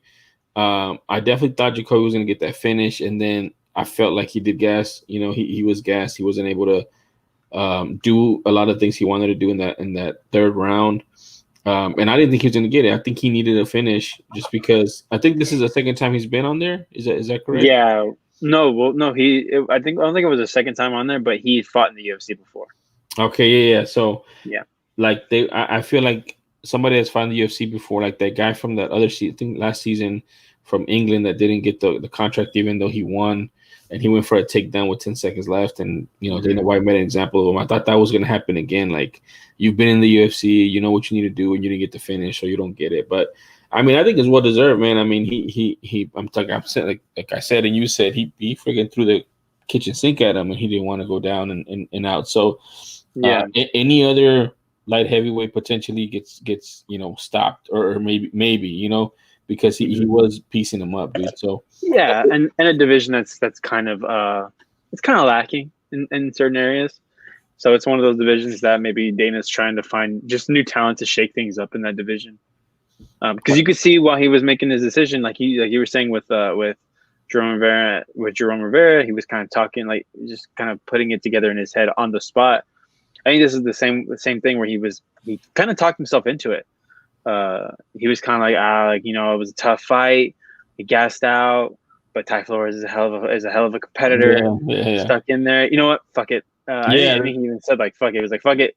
Come on, man. I'll give you a contract. He said, welcome to the UFC or something like that. Yeah. So it was like, I think Dana was looking at it, was like, dude, that fucking dude Flores, if Flores, like normally that guy gets finished because it's not even that he gassed out throwing wild punches like we see all the fucking time. Yeah, no. He was gassing out because he was landing shot after shot after shot after shot. And he thought he was gonna finish him, and he was trying to finish him. Yeah, exactly. And we know Dana White loves that when you're trying to go for the finish. Yeah. Like if he was rocking him and then he went for like a takedown. Then come on. He'd cut him and he'd ask him for his money back. Exactly. So it's like I can see, like I was surprised, but I could see why I was able to like put myself in Dana's shoes and like, okay, you're gonna give the guy a chance. Yeah, I agree. And he deserves it. He deserves it, man. All right, so that was week 1, man. Unfortunately, we only had 4 fights. I think there was a fight that probably got pulled. I don't know why completely, like 100%. It's not on the Wikipedia at all, so I don't know. Oh, hold on, let me see. Yeah, no, it's not here on the Wikipedia, so I'm not going to go searching for it. It doesn't matter. But it was 4 fights, 4 great fights, 100%, 4 very entertaining fights. And this is what we love. This is why we love the Contender series. Yeah, I mean, it's funny because the fights, the pay-per-views and the fight nights are kind of getting that Contender series vibe. because there's no crowd, because you can hear the cornerman. It's so weird, dude. It's like we said this last year. Like, man, this is like some of the best fights because these guys are putting their heart out to try to get into the UFC, and you can hear the emotion, you can hear the corner. You know, it's just more. It's UFC but more. And so now we're going to see that on the fight nights and on the ESPN cards, and because there's no people in the stands and stuff like that. And again, now with this Dana White Contender Series, we're getting to see the stories behind it. Especially this episode. I think this episode had a little bit more behind it, especially with ANS and stuff like that. But yeah, dude, I think we're in the golden age of MMA right now, where we have fight nights, we have pay-per-views, and we have Dana White Contender Series. All like, I mean, the last 2 weeks we've had 2 Contender Series and 2 fights. And I think we have a fight coming up this weekend too, right? Yeah, man, we got 220. We got 252.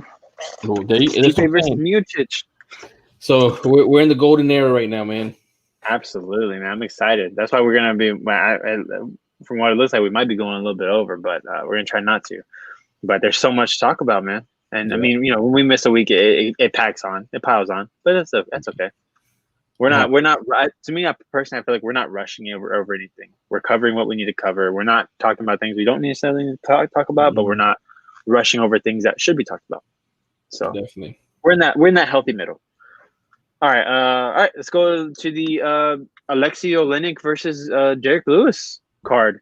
Yeah, I lost $20 on this card. You won? I lost. Oh man, why? Who'd you bet on? I picked against Derek Lewis, man. How do you pick against Derek Lewis, dude? Because I saw like he's horrible on the ground. That's true. But you know what? And you know what? That first round I was like, I'm gonna get my money. I'm gonna get my money, and then Derek Lewis did Derek Lewis things. But we're gonna talk about that when we get there. Let's go ahead. I don't even really want to talk about much. I'm gonna break down the performances of the nights. Hand out our bonuses. And this one is 100% deserved. Gavin Tucker is the first performance bonus against Justin James. Justin James looked like he was about to knock out Gavin Tucker, and Gavin Tucker survives, gets all the way to the 3rd round, and submits Justin James, who Justin James I think is good, but Justin James looked like he gassed out trying to knock out Gavin Tucker, and Gavin Tucker took advantage, gets the submission, and gets the $50,000. Yeah, man. Well, this guy, Tucker looked bigger than James. James had a good showing recently. But man, I mean, these guys were landing a lot on each other, man. Yeah, man, this was a brutal fight. Yeah, there's a bunch of blood. I think this is the one where there's a bunch of blood. Yeah, I feel like it was like an accumulation of damage that kind of led to that rear naked choke in the 3rd round. I think James was just, his body was done. Yeah, dude. Like, I don't know. It was a good fight. I mean, I really enjoyed it. I don't know why I thought James was gonna win. I did too. But Tucker pulled it out, man, and good win for him, man. Absolutely, man. That featherweight division is a great division. Well, that's our favorite division at the moment, right? That one in bantam. Yes. Yes, that's our favorite right now. Yeah. So now we got 2. To me, and personally, I'm not taking anything away from Justin James. I got 2 fighters to look forward to in this division. Justin James looks like he's willing to scrap with you, bro, and that'll definitely that'll put butts in seats. Yep. I mean, technically there are no seats, but you know what I mean. Put butts and couches. The virtual seats. Yeah, exactly. All right. Next up, the fight immediately after that, and this is the spinning back kick one, right? No. This is the one where he just he pieced him up with like a 1-2, and then he just turned his lights out, dude. And the dude just felt like a ton of bricks, like a tree falling backwards, dude. Yeah, Andrew Sanchez in the middleweight division. Both guys look gigantic, man. And Andrew Sanchez is the one with the sweet mullet, right? Yeah. Yeah, and so here's the thing, dude. Andrew Sanchez is really good, man. Like I've been following him for a little bit. He's really good. He's had some great wins, but man, he got dominated by Derek Holland, dude. And that's where you probably remember him from, Derek Holland highlight reel knocking out Andrew Sanchez. So after that loss, I didn't have like high hopes for him. And then he goes and he knocks out this Wellington Turman guy who's also no joke, and he knocks him out nasty, dude, like cold. Mm-hmm. So I don't know. It's just maybe it's a bad matchup with Derek Holland. Maybe Derek Holland is really that good. We just saw Derek Holland, right? We just saw Derek Holland, right? Is it Derek Holland or Kevin Holland? Is it Kevin Holland? Was it Kevin Holland? Yeah, my bad, Kevin Holland. Oh, yeah, he was also on this card, yeah. Yeah, so... And he got the win. Yeah. So he TKO'd him. Kevin Holland TKO'd him with knees in May of this year. Damn, that was recent. Yeah, that's what I'm saying. So, I didn't have a lot of expectations going in, man, but that was a really good knockout, man. It was a crazy knockout. Dude. The guy's eyes rolled in the back of his head, and he just felt like a ton of bricks, dude. Gotta love it, man. That's extra $50,000 that's going in your bank, man. So congrats, Andrew Sanchez. Looking forward to seeing your next fight. Mm-hmm. Next up, next performance of the night bonus goes to middleweight Kevin Holland taking on Joaquin Buckley. Dude, Joaquin Buckley looks good. I don't take anything away from this. This is his debut, right? Yeah, it's his debut, and it was short notice. Yeah, so short notice debut against Kevin Holland. Yeah, and you don't embarrass yourself. Well, he got knocked out, but he got knocked out, but he didn't. Like he went all the way to the third round with Kevin Holland. And the first round and a half, he was very competitive with him. Yeah, and I mean he's a stocky, muscular dude, and if he lands, you're probably going to sleep. So oh yeah, so definitely, like you said, he didn't look bad. I mean, he lost and he got knocked out, but he didn't look like he was out of his element. He didn't look like he didn't belong there. He looked like he belonged there. He looked like he just needs to work on some things and maybe get a full camp underneath him, and maybe he'll be more competitive. Yeah, for sure. All right, next up, we're going to go ahead and move past Stropoli. Stropoli looked horrible. Mm-hmm. So right here, boom, dude. This one. Whoo! Dariush, my man. I was like, I remember last time we saw him fight, I was like, I don't know about him. And then he gets, I think it was a rear naked choke, right? Or no, it was a knockout against. No, it was a knockout against Jakar. Jakar Close. Jakar, yeah, man. And this one was even better, I think. Yeah, I know. Like, how did he top that? He topped it, man. Like, he just knocked Scott Holtzman out cold. Was this the? I know there was a walk off. Was this the walk off? Yeah, this is the walk off. This is the walk off, right? Mm-hmm. It's something about, like you said before. Even though we love super necessary punches, the walk off is always so much nicer. It just looks nicer. Yeah, dude. It looks like, why'd you bring me for here? Why'd you bring me for this? Like what? I just took out the trash, man. What's up? Like, and dude, and I'm talking mess, but Scott Holtzman's not a scrub, dude. That dude is a beast. He never gets knocked out. He can take all kind of damage and give all kind of damage. But Dariush right now, I don't know. He found something, fountain of youth or something, because I think he's like 31, 32 years old, and he's always been around. He's 31. He just turned 31. Okay, he's getting his prime. Yeah, he's probably right in his prime right now, and he's putting it all together because he's been around the block a couple times. And he's been beat by some lower tier fighters, but he's always been a fighter, dude, a gamer. Mm-hmm. He has some jiu-jitsu championships and some gold. So he's on a 1, 2, 3, 4, 5 fight winning streak, dude. Dude, give this man a top 10 fight. I know he's ranked 14. Give this man a top 10 fight. Stop playing around. Let this man make his way through the division. If he's that good, if he's not that good, then we'll find out very quickly. But put him in there, man. Like, I'm gonna pull up the lightweight real quick. Dude, he has a 5-fight win streak in the premier MMA league in the world against the top tier talent. Like, even the guys he's beating, they're not like ranked 50 in the world, ranked 100 in the world. They're like top 25 people, top 25 fighters in the world, and he's knocking these dudes out, man. He's knocking these dudes out. Man. He has wins in his last 5 fights. Let me just tell you who he has wins over, dude. Go for it. Scott Holtzman, Jakar Close, Frank Camacho, Drew Dober, Drew Dober just beat. Let me see. Alexander Hernandez. He beat Nasrat Hakparat. Remember? Yep. Mini Kevin Gastelum. And then Marco Polo Reyes. So he has a win over him, and then before that was Thiago Moses, which he's also a good fighter, but I don't think he's in the UFC anymore. And then he had this is where he went, where he had a bad streak. He lost to Alexander Hernandez, he had a draw to Evan Dunham, and then he had a loss to Edson Barboza in a row. Yeah, but he's taking all the time to make everybody forget about that. Dude, he has wins over Michael Johnson, Jim Miller, Anthony Rocco Martin.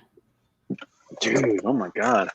So all right. Dude, he has some. So I have the rankings. All right. I have the rankings here.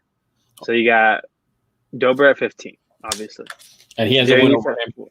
Yeah, he has a win over him. Dariush at 14. He's right there, right above him. You have Cerrone at 13, Gillespie at 12, Makhachev at 11. So top 10. So I don't want to see him fight any of those guys, not because I don't think it'd be a great fight, but because I think he's above them. He's better than them right now. You think he'll beat Cerrone?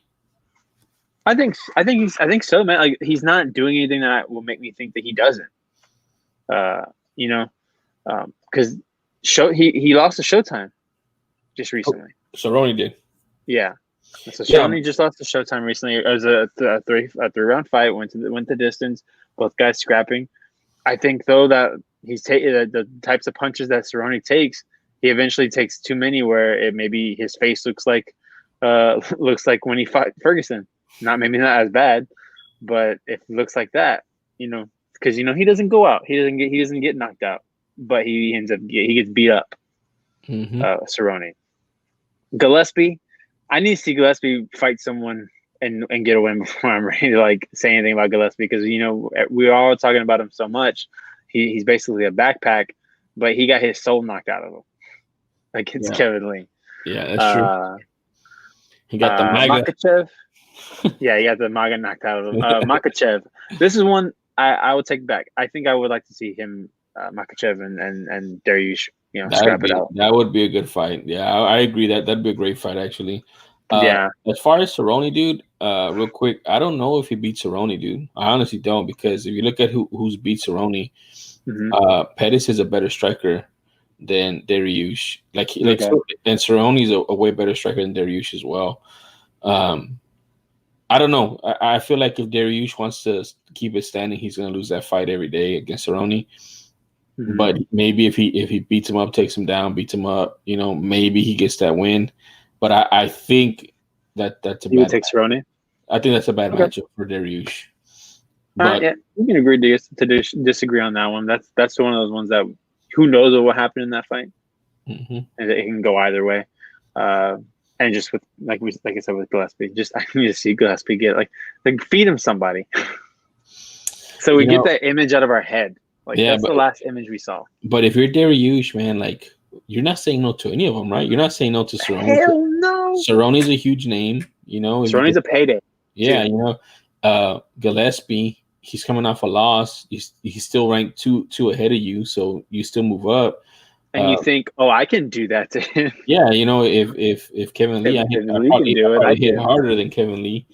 And then you got Islam Makhachev, who's a prospect on the come up. Yeah, I want to fight that guy so I could take his hype train, and it becomes my hype train now. So yeah, in neither one of those fights, dude, I'm willing to watch. But then also you have at number 10, you have Kevin Lee. Number 9, Ali Quinta. 8, Diego Ferreira. 7, Paul Felder, Oliveira, Hooker, McGregor, Ferguson, Poirier. Obviously, those guys you're not going to get those guys, but I could see him getting maybe not Kevin Lee because of his loss to Oliveira, but I can see him getting a Iaquinta. Iaquinta's been out of the loop for so long. You kind of forget that you can forget that he lost to Cerrone his last fight. That was last year. You can forget that he lost to Cerrone recently. Who I don't even know who Ferreira fought recently, or if he has a fight coming up. Is it Cesar Ferreira? No, Diego. Oh, so Diego Ferreira is the one that choked out Pettis. Yeah, the one that That'd be a good one. A hype train you can take away right there. I don't know if you want Ferreira because he made quick work of Pettis, but but Dariush. I think Dariush is a better ground guy, jiu-jitsu guy. I'm gonna double check, but if I'm not mistaken, I think he is. Let me check. So really, if I'm Dariush, I'm not saying no to any of these Oh fights, yeah, like you said. dude. Yeah. What's his name? Is a way better jiu-jitsu guy than Ferreira. Yeah, so Ferreira only got to a bronze in the Pan American Jiu Jitsu in '09, and then he has a bronze and a silver in the Nogi World Jiu Jitsu in '08 and '09. He's 35 years old. So if you're Dariush, honestly, you're probably not saying no to any of these fights. All these fights look good on the resume. So I'm really looking forward to seeing who Dana he already schedules him up lost. against. Them. Ferreira already has a loss against Dariush. Oh, he does. Oh, well, then there you go. Don't I wouldn't even take that fight then. Yeah, he lost him in 2014. That's 6 years ago, dude. Yeah, like two different guys. He was 11-0, and Dariush took his undefeated record from him. Nice. And then after that, he got knocked out by Poirier. And then he hasn't lost since then. So he hasn't lost since 2015, dude. Damn, dude, that's insane. All right, let's go ahead and go move on. I guess we can both agree that whoever they schedule Dariush for next, I'm down. I'm down to watch it. Exciting, man. He's exciting. So yeah, I agree. Yeah, for sure. All right, let's go ahead and jump into this next one. I'm not gonna lie, this next one kind of I was a little bored, man. Kunitskaya was just dominant over Stoliarenko.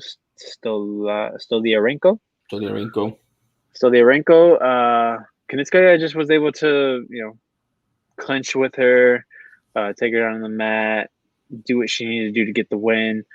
And the three fights I've seen Yuna fight, I'm not necessarily excited to watch her fight. I was actually surprised to see that this one was on the main card.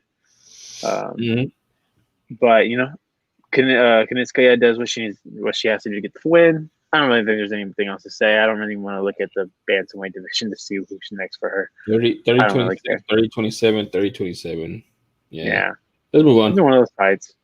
Next up, we have Maki Pitolo versus Darren Stewart. And man, this one I was looking forward to. So Darren Stewart gets the performance of the night here.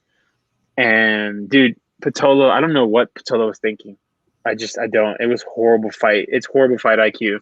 You're rocking him. You're killing him on the feet, and you go for a takedown right into the freaking guillotine, and you lose. I don't know what to say, man. It's fight IQ, brother. I don't get it. Like I've heard of people getting caught in guillotines because they got rocked and they went for a takedown, but you're winning on the feet and you went for a takedown. I didn't get it, man. Yeah. It was ridiculous. It's one of those things that infuriates you when you're watching because Pitolo is so good, man. I think he's so good. He has all the potential in the world, and you make a boneheaded mistake like that. Yeah, no, it doesn't look good.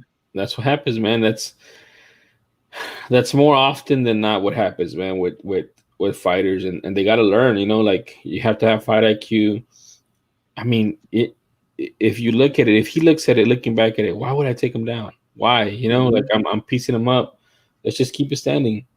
And I don't think that. I think that sometimes they're like, okay, well they're rocked. Let me go down and get a submission, a quick submission, because they don't know where they're at. But no, man, just keep it standing until like you knock them out or they're really out of their wits where you can get a submission. But that wasn't it, man. That wasn't the move. Yeah, absolutely, man. Infuriating and really infuriating. I'm not gonna lie, I fell asleep for this fight. The next one? Yeah, Weidman versus Akhmedov. I fell asleep. I didn't, man. Not because it was boring. I fell asleep because I was tired. Yeah, no, I mean, I wouldn't say it was exciting. I would just think that I want to see. I don't know, dude. Weidman is probably the biggest luck in the world in the UFC. Yeah.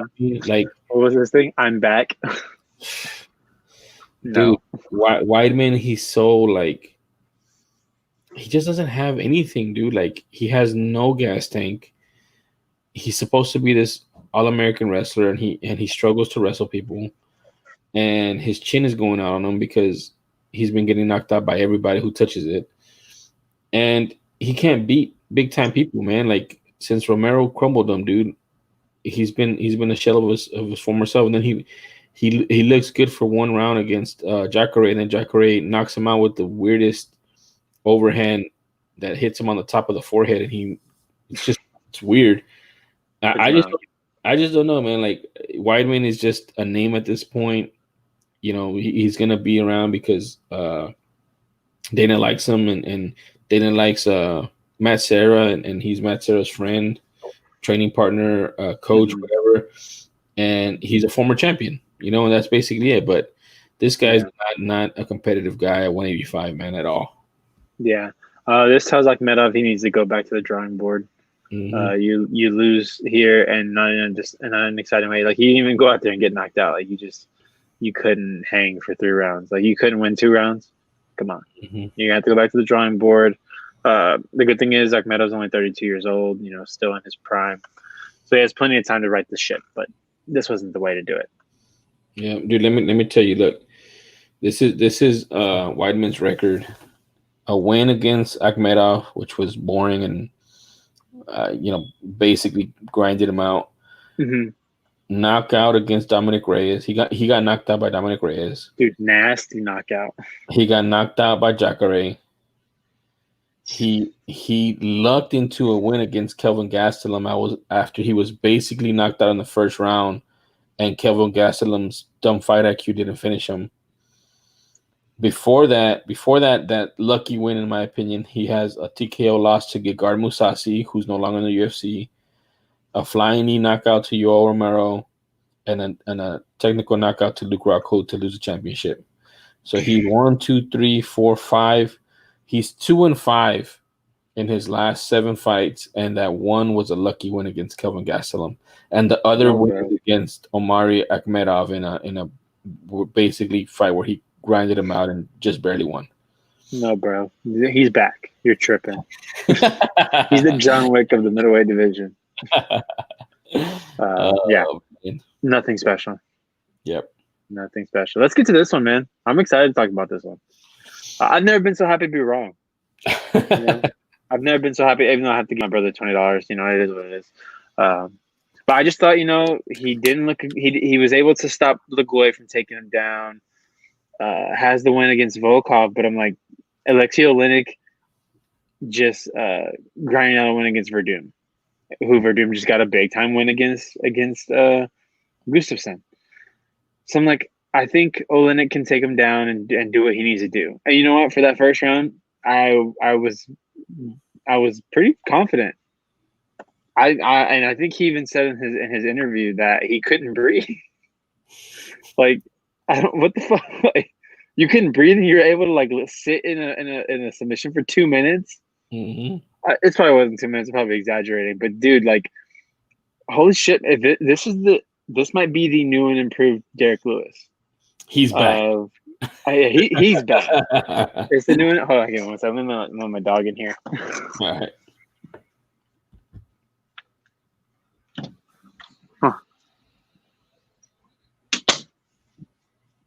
Sorry, it's his bedtime, and he's like, "What the fuck? Like, I'm still out here in the living room." But I'm impressed. He's able to keep Lagoy on his feet. Lagoy's trying to take him down, and he's like, "Nah, I'm not. You're not gonna take me down. We're gonna grind. Even though I gotta grind out this, because you think back to his fight against DC, who DC is one of the greatest of all time. But DC was taking him down with ease and made him look like a chump. And I think I'm wondering if Derek Lewis took that to the bank, man, was like, you know what? I don't want that to ever happen again. I'm not going to become a wrestler, but I'm definitely not going to get embarrassed on the ground ever again. And this round, he did get embarrassed. Like, he was basically inside of a arm choke, and I'm pretty sure Oleinik's arms were burning after this. He was probably pissed off because he's like, "What the fuck? You didn't fucking tap?" I think there was one point I didn't see Derek Lewis moving, and I was like, "They need to move Derek Lewis's arm. They need to move Derek Lewis's arm." But then I think I saw his leg moving, so I was like, "Oh, okay, he's awake." Dude, the thing is that some guys have a weird aversion of being choked. Like the guy that I can think of is Ben Henderson, dude. Ben Henderson has been in some legit rear naked chokes where they have it in completely, and their arms get tired before he passes out and he gets out of it somehow, and that's what I was thinking. I was like, man, this guy's not going out. Like, he has a thick neck or something. But man, like you said, good win from Derek Lewis. Comeback win. He's known for comeback wins. He has a lot of heart. He has a lot of grit. He doesn't give up. I mean, he could have easily given up in many occasions on that fight, man. Like, just tap out, it's over. And it's his best win that he's had since he lost to Dos Santos by knockout.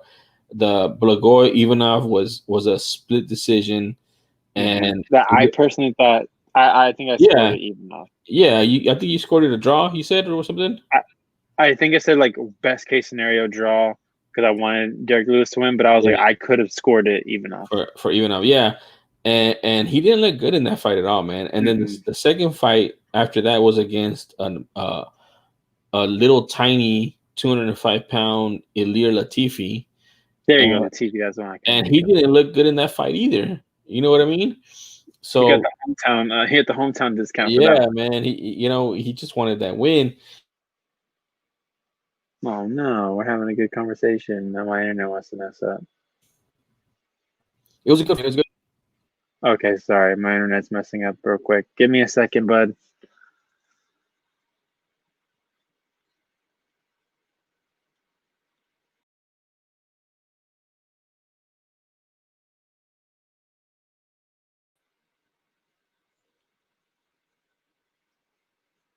Dang it. Guys, Wi-Fi sucks. I'm not going to stop saying that.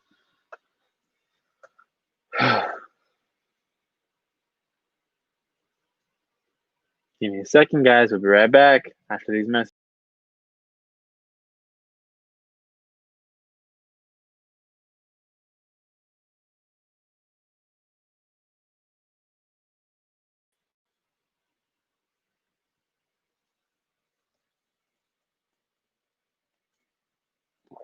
All right, we lost Jesus for a second, but he should be back very soon. I'm going to send him the link real quick, guys, to make sure he's got it.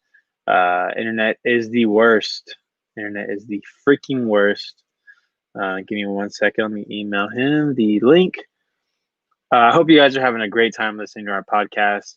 We try to go into as much depth as possible, but also trying to make it as interesting as possible as well. Talk about certain things that maybe other people wouldn't talk about. That's why we go into, especially going into in depth with the Dana White Contender series, one of our favorite things to watch. So, let me let Jesus know I sent him the link, and he can jump back in. So give me a second.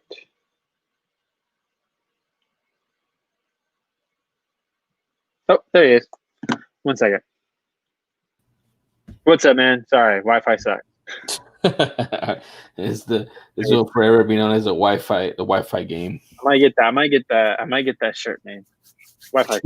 But yeah, with Derek Lewis, like I said, this is his most impressive win. Looks really good on the resume, and all of a sudden, everyone's wondering who's Ngannou facing next. For the title, who's going to get that title shot with Ngannou, because everyone's, even me and even you, are expecting a double retirement this Saturday. Mm-hmm. So who gets that Ngannou fight? And a lot of people were saying razor blades. And I was even saying before this fight, I was saying probably Curtis, just because he has the win, even though it was unimpressive. He has the win. This all of a sudden says no. We gotta take a step back and start and actually think about it now. Should we give Derek Lewis another shot against or technically give Ngannou another shot against Derek Lewis? Because Derek Lewis knocked out Ngannou last time, right? No, but he won. Oh, it was a decision. A decision, yeah, a decision, okay. And that was back in 2018. So two different people, two very different Derek Lewis, a very different Derek Lewis, and a very different Ngannou. Ngannou looks very much more like a assassin, like a sniper in terms of his punches are landing with very terrifying accuracy. You think about that fight against Rosenstrike, and I just felt bad for Rosenstrike because it was like as soon as Ngannou decided I'm going to come forward, there wasn't any stopping him. He was like the juggernaut. Yeah, once he starts to gets ahead of steam, you're not going to stop him. I was like, oh God. But Derek Lewis has concrete for hands, man. He has concrete for hands, knocks you out. Even I don't know if maybe he was resting in that choke, so he was a little bit more fresher than Oleinik was. But the dude came in like it was the beginning of the fight. The way he was throwing, like, it didn't look like he went through a first round. He looked like he just was well rested, had a good little, like, it was like a good little nap or something in that first round, even though he says he was getting choked out. But I would say maybe schedule Derek Lewis and Ngannou. I think people will be more excited for that fight than Curtis Blades. Yeah, I agree with that, but it's interesting. I don't know. I guess you didn't get a chance to see it, but I saw on both Instagram and Twitter. It looks like they're courting each other and they're dancing, but Curtis Blades called him out, and Derek Lewis called out Curtis Blades. Oh, so we might get that fight to decide a real number one contender. Yeah, and okay. I think that's smart. I think Curtis Blades is doing it from us, like trying to be strategic. Like, I can beat Derek Lewis easy by just taking him down and beating him up, and I get an easy payday. I know. I mean, but Curtis Blades is very confident in his wrestling ability, man, and he's been on a tear lately as well. Mm-hmm.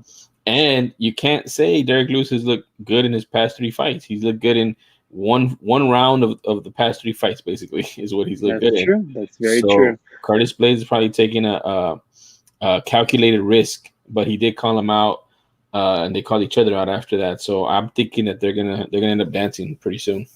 All right, we'll see, man. I one thing that made me very happy, just for Derek Lewis as a person. One, we got a classic Derek Lewis moment in that interview. Yeah, I gotta take a shit. Oh, hi.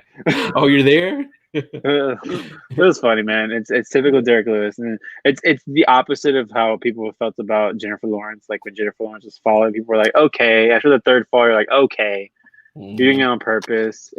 You're not real. You're trying to appease certain people." I think this is Derek Lewis. Like, Derek Lewis isn't trying to be anybody. He's not trying to make people laugh. He's not trying to make people happy. He's just Derek Lewis. Yep. Like, he's just that guy, and he just had to take a shit the moment. He didn't realize he didn't for some reason, like, when my brother, because I fell asleep, I was still asleep during this, but then, like, my brother, like, replayed the fight for me, and he told me, like, oh, like, Derek Lewis said that he had to take a shit, and I was like, what? I thought, and so he was like, yeah, he didn't realize that Paul Felder was on. I was like, oh, okay, it must have been like a delay or something. No, like, Derek Lewis, Paul Felder was like legit, like, hey, man, like, he asked a full question. And Derek Lewis didn't hear it. It was hilarious. It's a very memorable moment, and I know he's not trying to do it for clout. I think that's just who he is, and it's refreshing in the world, especially in the world of, like, the heavyweights, where sometimes it feels like the heavyweights take themselves a little too seriously. You have a guy here who's just kind of having a good time. He likes to go in there and scrap a little bit. But the one thing that I love was hearing him say that he wanted to drop weight before he fought again. And said not.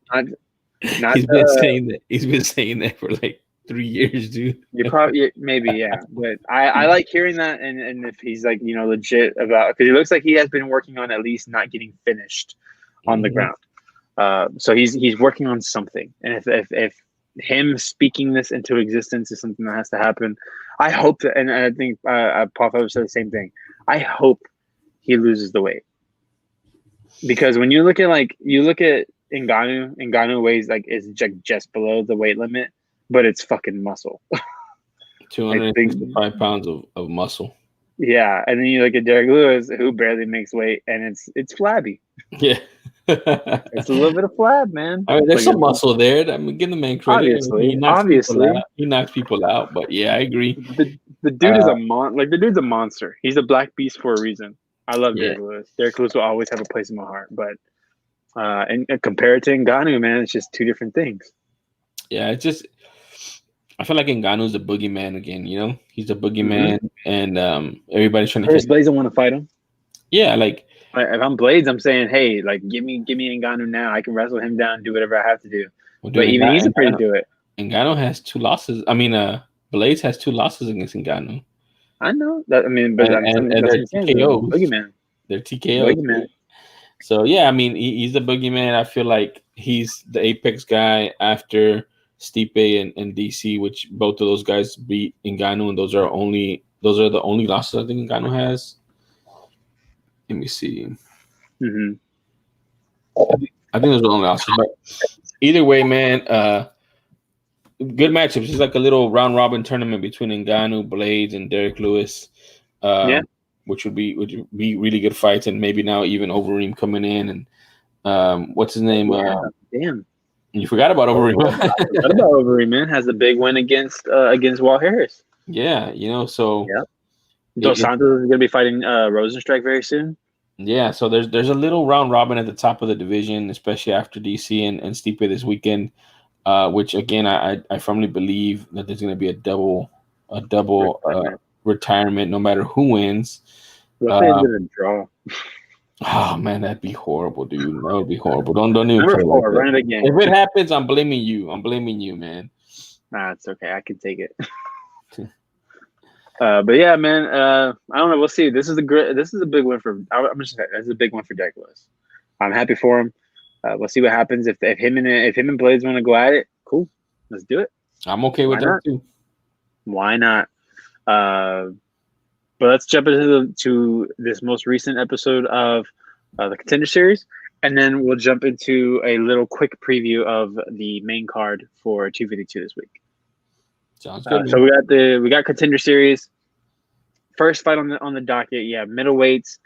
Impa Kasangane. Kasangane taking on Anthony Adams. And I'm going to say Anthony Adams made me so angry because he got punched in the eye and tried to say it was a poke. You were mad? No, motherfucker. He threw that knuckle and it hit you in the eye. And even Paul Felder was like, that was a punch. Yeah, this is a fight, buddy. Come on. He punched you in the eye, and it was like, he was like, hey, he punched me in the eye. Like, call it, like, stop it. And even the ref was like, no, what? No. It's so funny. And it looked like he was just done after that. It's so funny, dude, because I didn't know you were going to have that feeling for that. Because he also, I think. Not? Well, no, I didn't have. I was like, man, I don't care, man. Like, whatever. Like, he's just trying to, buy some time or something. Because he also got hit in the cup a little bit after that. Well, we'll talk about that. Yeah, we'll talk about that. But what I was saying is, as far as this little fight card, that I felt anger, and I'll tell you when right now. But it's funny that we both felt anger at two different things in this fight card. Okay. But yeah, man. I mean, and this was Anthony Adams' second fight in the Contender Series, man. So I just didn't know what he was doing out there, man. I felt like he had a good first round. And then what happened? I tell you, he got punched in the eye. He's like if I got in a fight and someone punched me in the nose, like, you punch me in the nose, I'm done. I don't want to fight you anymore. I'm done. Yeah, that's it. I'm done. Yeah. Like, punch me wherever you want, but you hit here, I'm done. I'm not fighting. It's over. I'm mad. I'm going home. I'm picking up my ball and I'm going home. But that's basically what he did in this one. That's why it made me angry. You're trying to fight for a contract and you got punched in the eye, which is normal in the UFC, and you whined about it. Yeah, you lose. You lost. You lose. You get nothing. I was like, all right, fine, whatever. Next up, you have TJ Laramie taking on Daniel Swain. Yeah, and we get a TKO via doctor stoppage.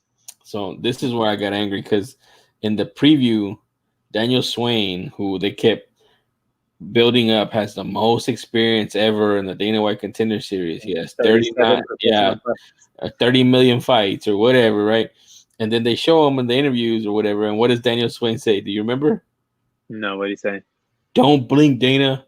Don't blink. This one's going to be over fast. Don't blink, Dana. It was over fast. That's what he said. So then they fight. TJ Laramie puts him on his ass. And yes, Daniel Swain was going for some submissions. I give him credit for that. But TJ Laramie was ground and pounding him, beating him up on the ground every time he got, like, basically he was making him pay for all those submission attempts. You're gonna try to submit me? Okay, I'm gonna punch you 3 times. You try to submit me again, here goes some elbows to the face and to the body, you know? Yeah, I can see it too. That's a beautiful way to do it. And then the end of the first round, I don't know if you heard what I heard, but I heard he's too strong or he's powerful, I can't do anything. And then I started hearing I can't move around, I can't do anything with my arm or something. So I don't know. I'm gonna go back and watch it again. I feel he quit. That's why I got pissed off. Sounds like it. Don't blink, Dana. It's gonna be fast. Don't blink. And then you quit in the middle of the round. He will not get another call to the Contender Series. Most likely. I wanted to point out also, and this isn't taking in, and this is not me throwing a dig at Anthony Adams. He took the entire 5 minutes when he got cut.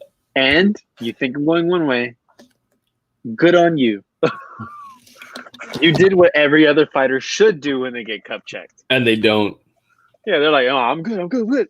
Yeah. No. Sit down, take 5 minutes, relax. And you can see, like, because there was a point where they hadn't shown where they shown like the worst two angles to see it. Because like the second angle they showed, I was like, oh no, it didn't hit. And then he was like sitting there relaxing. I was like, oh, this motherfucker.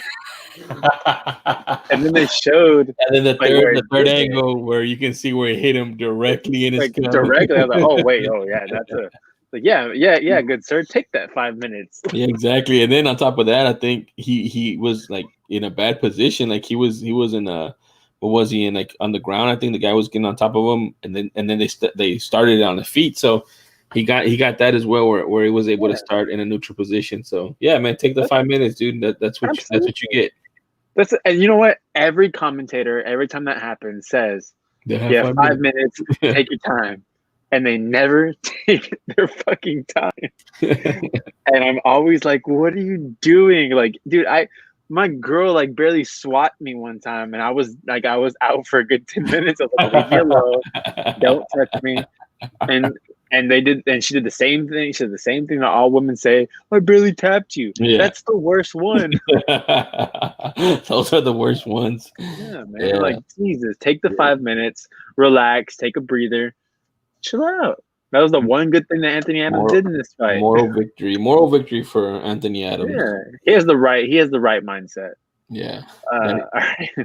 Next up, we have Corey McKenna defeating Vanessa Demopoulos here, and Corey McKenna, the dominant top position for basically the entire fight. I believe I saw that she had like over 10 minutes of top control. So, she's good, man. Before you say anything, I'm willing to bet that you like Corey McKenna because she's young and because she has an accent. I think that's key for. No, you don't. It's not like you know me. You don't know me. You don't know me. Okay, but you don't like her. Oh, I don't care. I don't have it. I'm like, what is it called? I'm just kind of like, yeah, she's good. Well, she's young, 21. Yeah, she had dominant position for a long time. You act like she came in here looking like Alexa Grasso. Like, relax. No. I'm not saying that. I'm just saying from a prospect, like Meatball. Like you like Meatball, you know? Because I do like Meatball. Yeah. You know, I'm not saying like from a looks perspective. I'm saying a prospect perspective. Well, I do love an accent. Accents are great. Whaley, who doesn't love an accent? Whaley, you know, dominant. I don't love Whaley because of her accent. I love Whaley because Whaley's a badass. Like, okay, well there you go. Like, if you told me you were casting Bond and that they're casting Whaley Zhang, I'd be like, damn right they are. They better be. And then we had, you know, I don't know if you overlooked it or not, but we had what seems to me in my, you know, huge Rolodex of UFC fight knowledge, the first stripper to fight. Oh yeah, the Demopoulos, right? Yes, dude. And she showed that flexibility. Yeah, man, and that's what I'm saying. Like when I heard it, I was like, I did that little meme, the little what, like, you know, and the thing about it is, and good for her, you know, good for her. No shame. I'm not shaming anything. Like that. She owns it. Her parents were in the business. Her dad was a DJ. Her mom was also an exotic dancer. And then she even wrote a book to help women get into exotic dancing. So that's very interesting to me. Too bad she didn't get the win. Yeah, she did own it. Too bad she didn't get the win. But she was doing some crazy type of fucking like submissions that I was like, your body's not supposed to go that way. Well, her body. That leg was not supposed to go all the way up there. Yeah, dude, when she had that, you know, that's actually a submission, man. That's like an inverted neck crank, or can opener, an inverted can opener, I would say. And yeah, you have to be flexible for that. Kudos to McKenna for getting out of that. God damn, that shit hurt. That hurt me. Yeah. But yeah, and if she would have got her leg free, that would have been a triangle choke, no doubt. But she was able to get her neck, her leg free. I don't know how old was Demopoulos. Do you remember? 20? Was she also young? No, she was 20 something. She wasn't that young, but she was in her 20s. Let me see. In her 20s. So she'll probably get like another call back because this is one of those like you don't lose much from losing this fight. You were just you could see what she was going for, and it looked like she burned. Like I think in that first round, she burned her legs out. Even though she was still going for submissions, but I think Paul Felder said like when you're working from she's 31. Oh, never mind then. She might get another callback, but she'll have like one more try, and that's probably be it. But like Paul Felder was saying, when you're on the bottom and you're trying to like do submissions like that, you burn your legs out like crazy because your legs are in a constant state of like elevation, so that blood is constantly going down, and that's where I think that she got tired, man. But McKenna looks good. She's 20, like you said, 21 years old. She's going to be learning a lot in this upcoming, like in these times. She's in the strawweight division. Strawweight division is tough. But as we've said before, strawweight is very top heavy. So you can kind of run through that. You can kind of run through that bottom 10. I mean, the bottom 10 if you want to, even though Ribas is there. Where is she? She's 12, but she shouldn't be 12. Yeah, she shouldn't be there. She should be much higher. But like you can run through that bottom 10 or not bottom 10, sorry, bottom 5, probably bottom 1, 2, 3, 4, 5, 6, 7, 8, probably bottom 8. If you want to, because you have Michelle Waterson and Marina Rodriguez there. But you also have tough women there like Felice Herring and Angela Hill. Dude, I haven't heard anything about Felice Herring in a long time, dude. She's fighting this weekend. Is she? Yeah, she's fighting a no name. Yeah, I can pull it up because we're gonna go through the main card like very quickly. We're not gonna like. She's fighting Verna Jandiroba. Yeah, like she's not even on the main card. Sorry, she's not. She's the. If I'm not mistaken, the featured prelim. I won't pull it up. She's the featured prelim, I believe. Oh no, I'm wrong. She's on that card. She's on the main card. Okay. This isn't the actual. I don't know, but she's fighting again, and we're also getting Spider Monkey getting in there too. Ashley Yoder. Hmm. No one cares about those fights, man. I'm looking forward to Stipe and DC and O'Malley and Vera. Yep. Those are the top 2 fights I'm looking forward to. But we're not talking about that right now. We're talking about the Dana White Contender Series. Corey McKenna gets the win via decision over Vanessa Demopoulos. Very hard-earned win. Let's get to the number one fight. Adrian Yanez, Houston's own Adrian Yanez. I have family that know his family. Apparently, his dad used to work at Dana, where I work at now. Nice. And they knew him. I remember my uncle, and I feel like shit now. My uncle told me last year, hey, check out Adrian Yanez and, hit him up and try to get him on. And now I'm fucking kicking at myself because I didn't. Hey, man, well, maybe we can still pull some strings, man, and try to get him on here. I'll probably tweet him tomorrow. But yeah, man, he comes in here against a dude that I thought was going to be a tough too, Brady Huang, who they were like touting his wrestling, saying he's one of the best wrestlers out there. Come in here and box him, and I'll quote Laura Sanko. Adrian Yanez gave him the 4-piece and the biscuit. Yeah. He came in here and did his dang, man, and he sat him down twice. It was beautiful to see. A perfect stoppage, I think. Mm-hmm. Herzog was not gonna be. He's like, you're not gonna criticize me this week. Y'all been killing Herb Dean, and he's the best of us. Exactly. Herzog stepped in immediately, which I think was warranted, and Yanez gets the win. I don't even have to say he gets the contract. Like, it was immediate, I think. Yeah, the fifth fastest finish, right? In Dana White Contender Series. The 5th fastest finish in Dana White Contender season history. That's 4 seasons so far. Well, we're 2 weeks into the 4th season. Mm-hmm. But yeah, man, he put it on him. Perfect striking, very fast, very technical, a lot of power.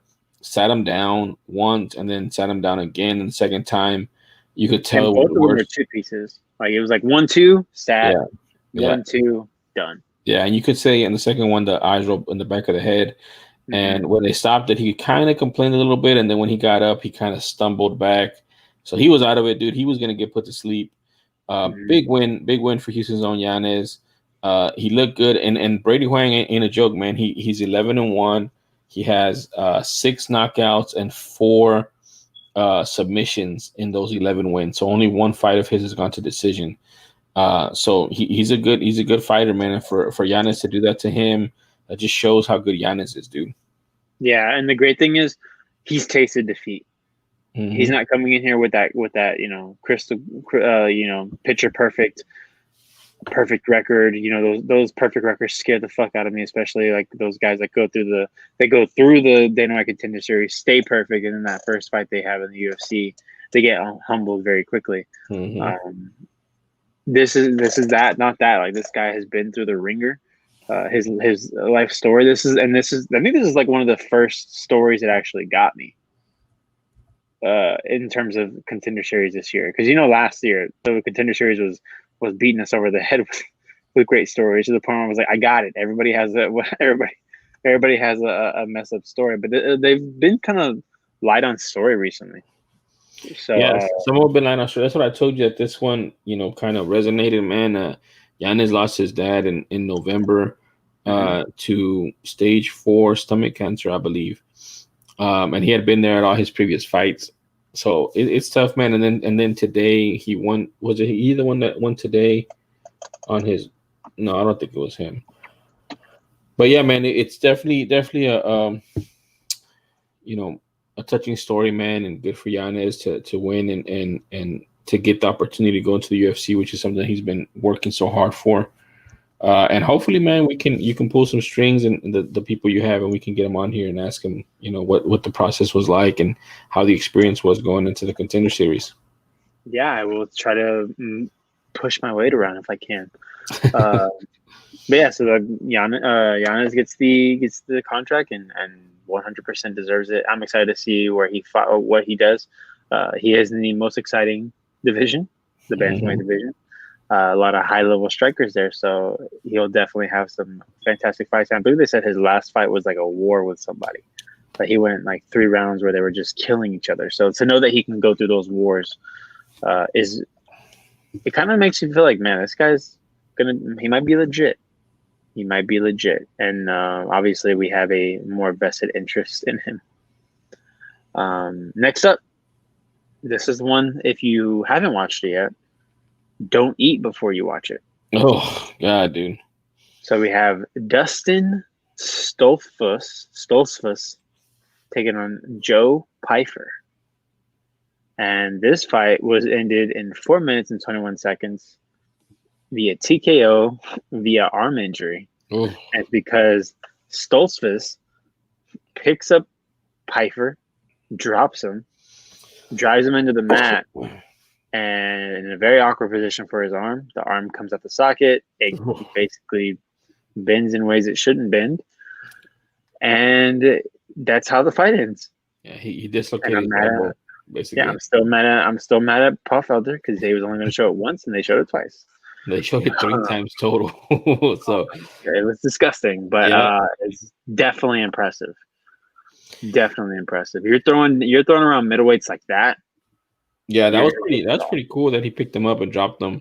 But yeah, it was an awkward angle. I've seen this one time before. I mean, I'm sure it's happened a lot of times before, but the one time that I can remember for sure is I think it was Shogun's first loss.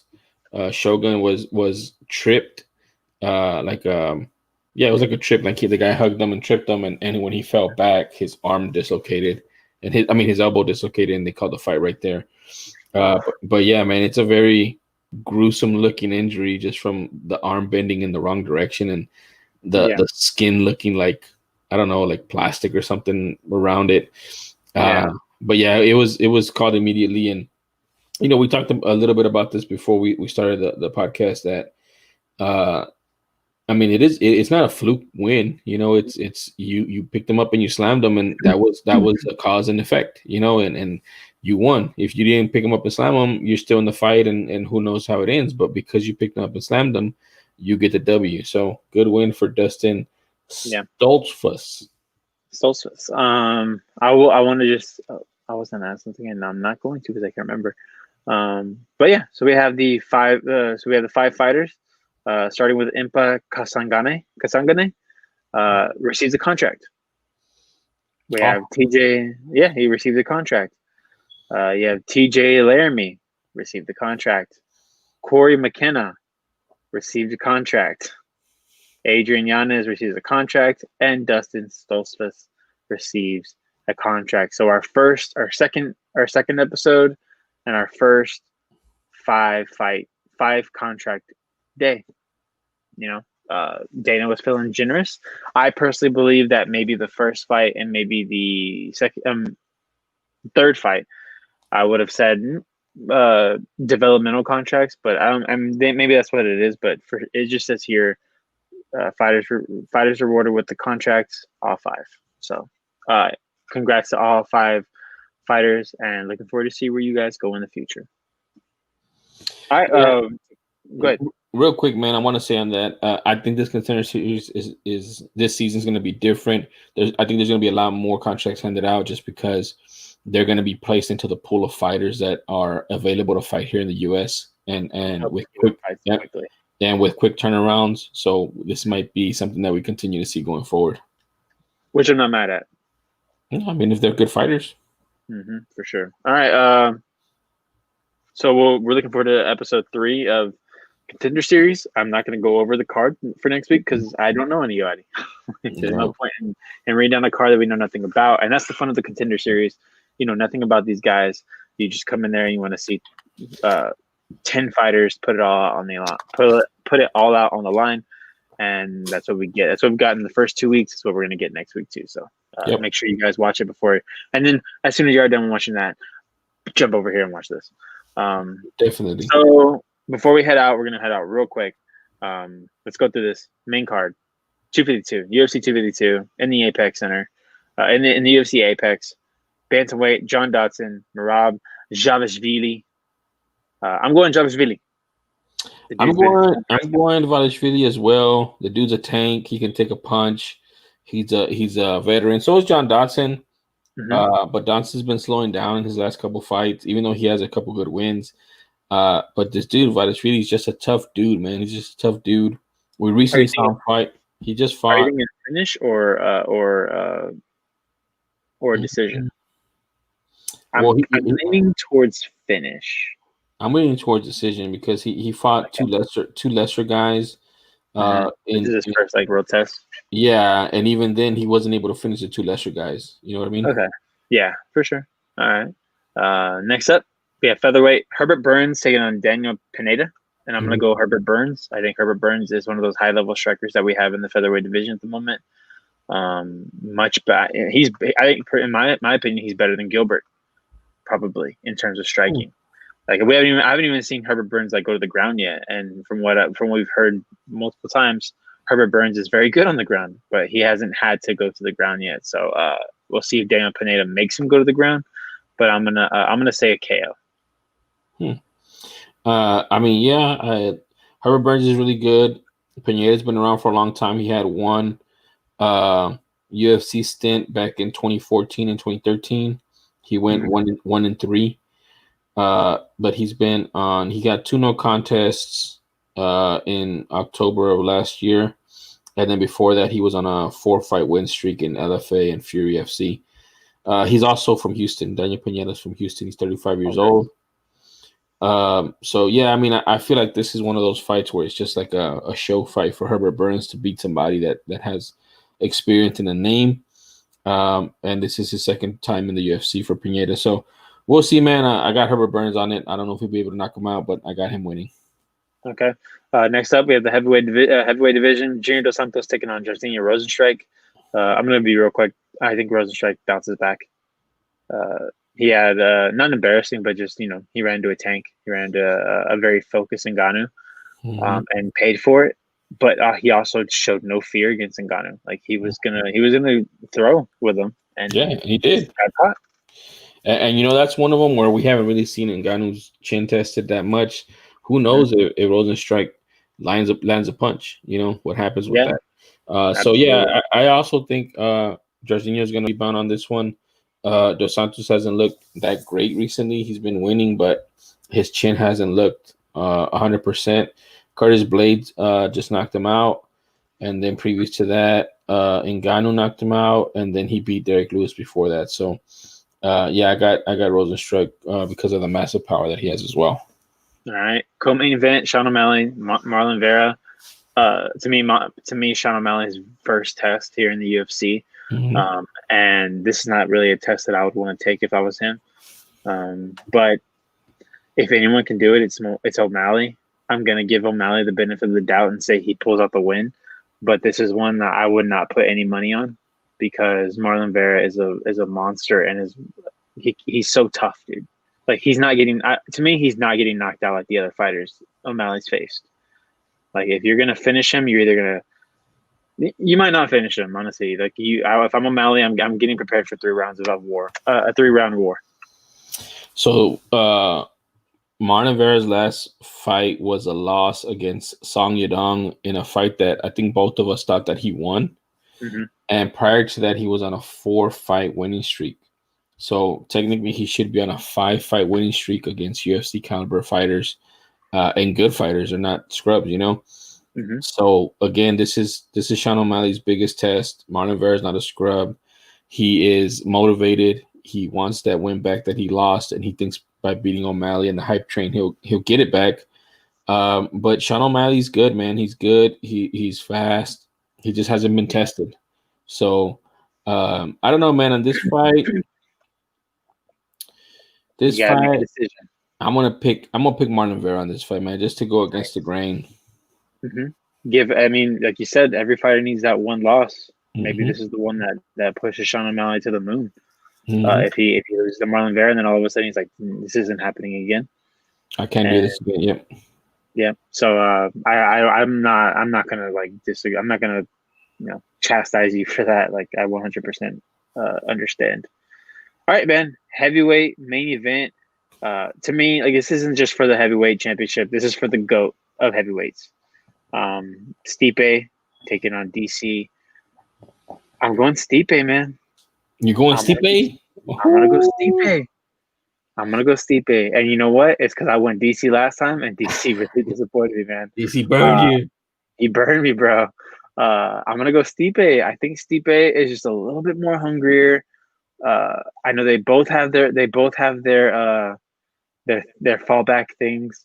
So it's like neither one really has much to lose in terms of like it's 1-2. Yeah. I don't know. I'm gonna go Stipe. I think Stipe showed a lot of like toughness, a lot of mettle and some good fight IQ to go to that body. And as soon as he saw that body was hurting DC, to keep attacking it until he got to where he needed to be. And fighting adversity. He fought adversity in that fight against DC. And it was because he was burned by that first fight. He was pissed about that first fight. Getting knocked out the way he did because he got caught against DC that first time. In terms of like it hit him on the button. Like they hit him on the button. They were swinging. I'm not saying like he was like, oh, DC got lucky. Like no, they were swinging, but he hit him on the button. I just feel that DC is a better tactician. DC is more methodical, has a higher fight IQ. If you look at the whole totality of both of their fights, DC has dominated more than Stipe has. Stipe made a strategic adjustment and won that fight against DC last time. But before that, he was getting beat up, man, pillar to post. Yeah. So I don't know, man. I just feel like DC's the overall better fighter, the more tactical, more methodical. And I like both of these guys. I really do like Stipe's a firefighter, man, and he's been helping out with COVID and all this stuff. Yeah. And DC's DC. He's the lovable guy. So I like both of these guys. I just feel that as a fighter, DC's a better fighter overall. Yeah, 100%. I understand, man. This is the only fight I'm comfortable putting money on is Herbert Burns. That's the only fight I would do. I wouldn't put money on the Dodson and Javashvili. Wouldn't put money on the O'Malley Vera. Wouldn't put money on the why am I blanking? I would probably put money on that fight too. So 2 fights out of the 5 I would put money on. I put money on Rosenstrike. Yeah, I agree. But this is going to be basically what we're going to go through for the rest of our lives.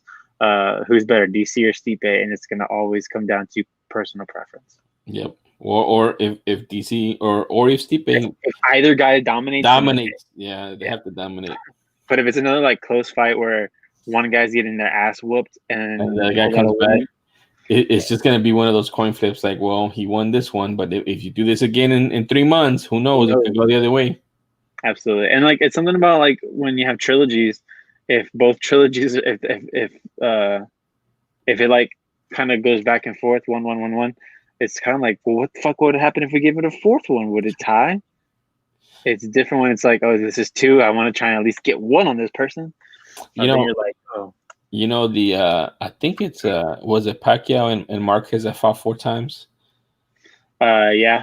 And then Marquez knocked him out cold, and that was the end of that. Even though he had lost the first 3 fights. Yeah, but they're like, oh shit, like he knocked out Pacquiao. Pacquiao doesn't get knocked out. Yep. Yeah, kind of like that. All right, man. We're gonna go ahead and call it a night. I think we were able to cover a lot of stuff here. We're gonna be back next week for. I don't want to make a commitment for our main event like we did last time for Masvidal and Usman because I don't know what our schedules look like, but we will have a update for that. Mm-hmm. If we're able to jump on after the fight, that'd be great.